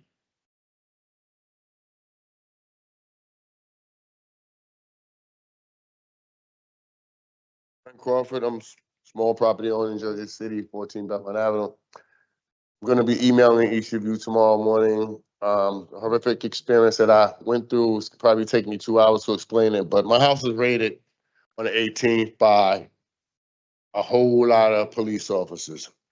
Nobody wanted to tell me who they were. They had no warrant. They had no paperwork. They entered my home, started taking pictures of my private home, owner-occupied home. I've never experienced anything like this in my life. My family has owned property on Belmont Avenue for 87 years. This particular property has been in my family for 43 years. I don't understand what this is about. I don't know what the motive is for this abuse of authority, but I just want to get to the bottom of it. And I'm here tonight because my family has always been a friend to this city. My grandmother was on the planning board. My aunt was a Superior Court judge here. And we're not trying to, we're suing somebody. It's not like that. I just don't want to feel targeted as an older Black man in the city and feel like I got to be scared of the police. Anytime I've ever had the police wanted to come I police or an inspector, anybody, I get a notice in the mail and I know they're coming. This didn't happen. So we had a small fire in the basement on the 11th, but fire inspector came, they gave us a clean bill of health. They said they found no hazards, and that was that. So what this is about, I haven't the slightest idea. Again, I have I'm pretty sure I have everybody's email, so I'll email you. But I don't want you to think we're angry or anything like that. We just need your help. That's all. Thank you. Thank you. Our next speaker, 5.54, Christina. I think she left. And last speaker, 5.55, Melissa, and I believe she left as well. That will conclude our public speaking portion of the meeting. Okay, council members, any questions or comments on petitions and communications, items 6.1 through 6.35? Hearing none, any comments or questions about Officer Communications 7.1 through 7.6? Hearing none, any questions or comments on Reported Directors 8.1 through 8.5? On to our claims and addendum number 1. So council members going to be taking a vote on claims and addendum number 1. Councilperson Ridley. Aye. Councilperson Hewlings. Aye. Councilperson Bajano. Aye. Councilperson Saleh. Aye. Councilperson Solomon. Aye. Councilperson Gilmore. Councilperson DeGise. Councilperson Rivera. Aye.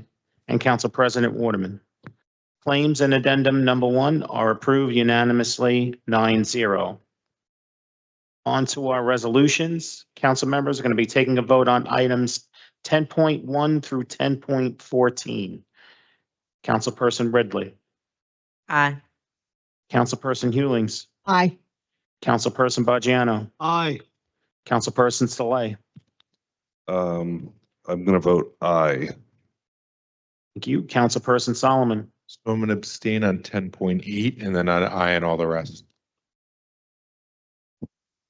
Okay. Councilperson Gilmore. Aye. Councilperson DeGise. Aye. Councilperson Rivera. Aye. And Council President Waterman. Okay, if I can just recap.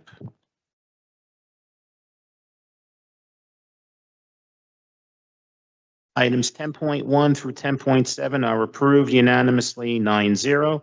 Item 10.8 is approved 8-0-1 with Councilperson Solomon abstaining. And items 10.9 through 10.14 are approved unanimously 9-0. And for the balance of our resolutions, items 10.15 through 10.20, Councilperson Ridley. Aye. Councilperson Hewlings. Aye. Councilperson Bajano. No, and No on all of them or no on which one? everything 15, and aye on the rest. No on 10.15? Yes, And how are you voting on the rest? aye on the rest. Thank you. Councilperson Saleh. I'm going to vote aye for all. Thank you. Councilperson Solomon. Just briefly on 1015, we did reach out to DCA and we got the direct email and some of the rules on enforcement if the developer, in this case, doesn't abide by the relocation agreement that's been sent to us. So we'll obviously share with everybody on the council. But, from my perspective, it needs to move forward because the repairs are needed and more importantly, the affordability protection is needed. And so if we don't move forward, then we lose the affordability protection, which is the most important thing. But the, people who had concerns brought up a legitimate point that it seems that if this property owner hasn't abided by the rules over prior iterations, so we've got to, have an extremely tight eye on what he's doing and really watch that he follows through on his commitments. And so, the penalties can be pretty severe. And we just need to make sure that all the tenants know what those penalties are, all the elected officials know what those penalties are, and that he abides by everything he committed to ensure that this relocation and renovation happens as expeditiously as possible. So with that, I vote aye for all. Thank you. Councilperson Gilmore. Aye. Councilperson DeGise. Aye. Councilperson Rivera. We're going up to where? This is the balance, 10.15 to 10.20. Very good appointment for 1018. I vote aye on everything. And Council President Waterman. I know on 1015, I know there was some discussion about it, but I know I have the representative here for that property. I just heard him to put on the record that they will abide by the relocation law because some of the tenants was here and that was their concern. I just want it on the record. That's it. Hi, good evening, Council. James McCann from the law firm of Connell Foley on behalf of Fairmont Hotel. Yes, I can confirm for you, Council President, that the owner of the property who is engaging in the renovation and will do the temporary relocation will abide by all of the relocation rules of the relocation statute. And there's no intention to remove any of these tenants from their apartments. They will be temporarily relocated, and after their apartments are renovated, they will be allowed to move back in at the same rent that they had before the renovation. Thank you. Yeah, but there's no law. If you look at the federal law, there's no law that says he can't turn this back on these people after he moves them out. No, that's why I'm making this statement. That's why I'm getting the statement ready. Well, so first of all, that's not true. That's completely inaccurate because I did have a handout. Sean, were you able to give everybody? I certainly did. Yeah, so Councilman Solomon did point out that his office contacted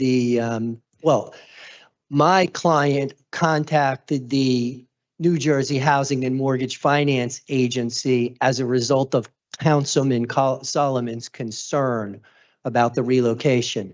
And the agency immediately responded directly that there were a whole host of laws that were regulating the relocation process here, and that the owner, my client, was required to abide by them through all the financing that he is getting to renovate this building. So there's plenty of law that regulates my client's activities and does require my client to let these folks back in after the renovation. Yeah, I think you better check the law a little more carefully. Rich, you're talking to a lawyer. I know, And I'm talking to a lawyer. And if he don't do it, that's why I have it on record. So just so We have legal. Hold on. Wait. Guys. You got to talk one at a time because if you're talking all at once, my court reporter is not going to get it. The other thing is, that woman, two women stood up there and they talked about all these leaks and this and that, and the windows and everything. Where's the money? What has he done with the money over the last years and everything? And residents are calling me saying they honestly believe they're going to get screwed. All right? Just so you're aware, as a result of the financing that they will be taking from the HMFA, in the HMFA statute for people to get loans from the HMFA, if they completely shirk all of their responsibilities, HMFA actually has the ability to take over their board. So it's highly unlikely that you're going to have the worst case scenario here, but should keep your eyes on. An honest lawyer, you just said it. Keep your eyes open.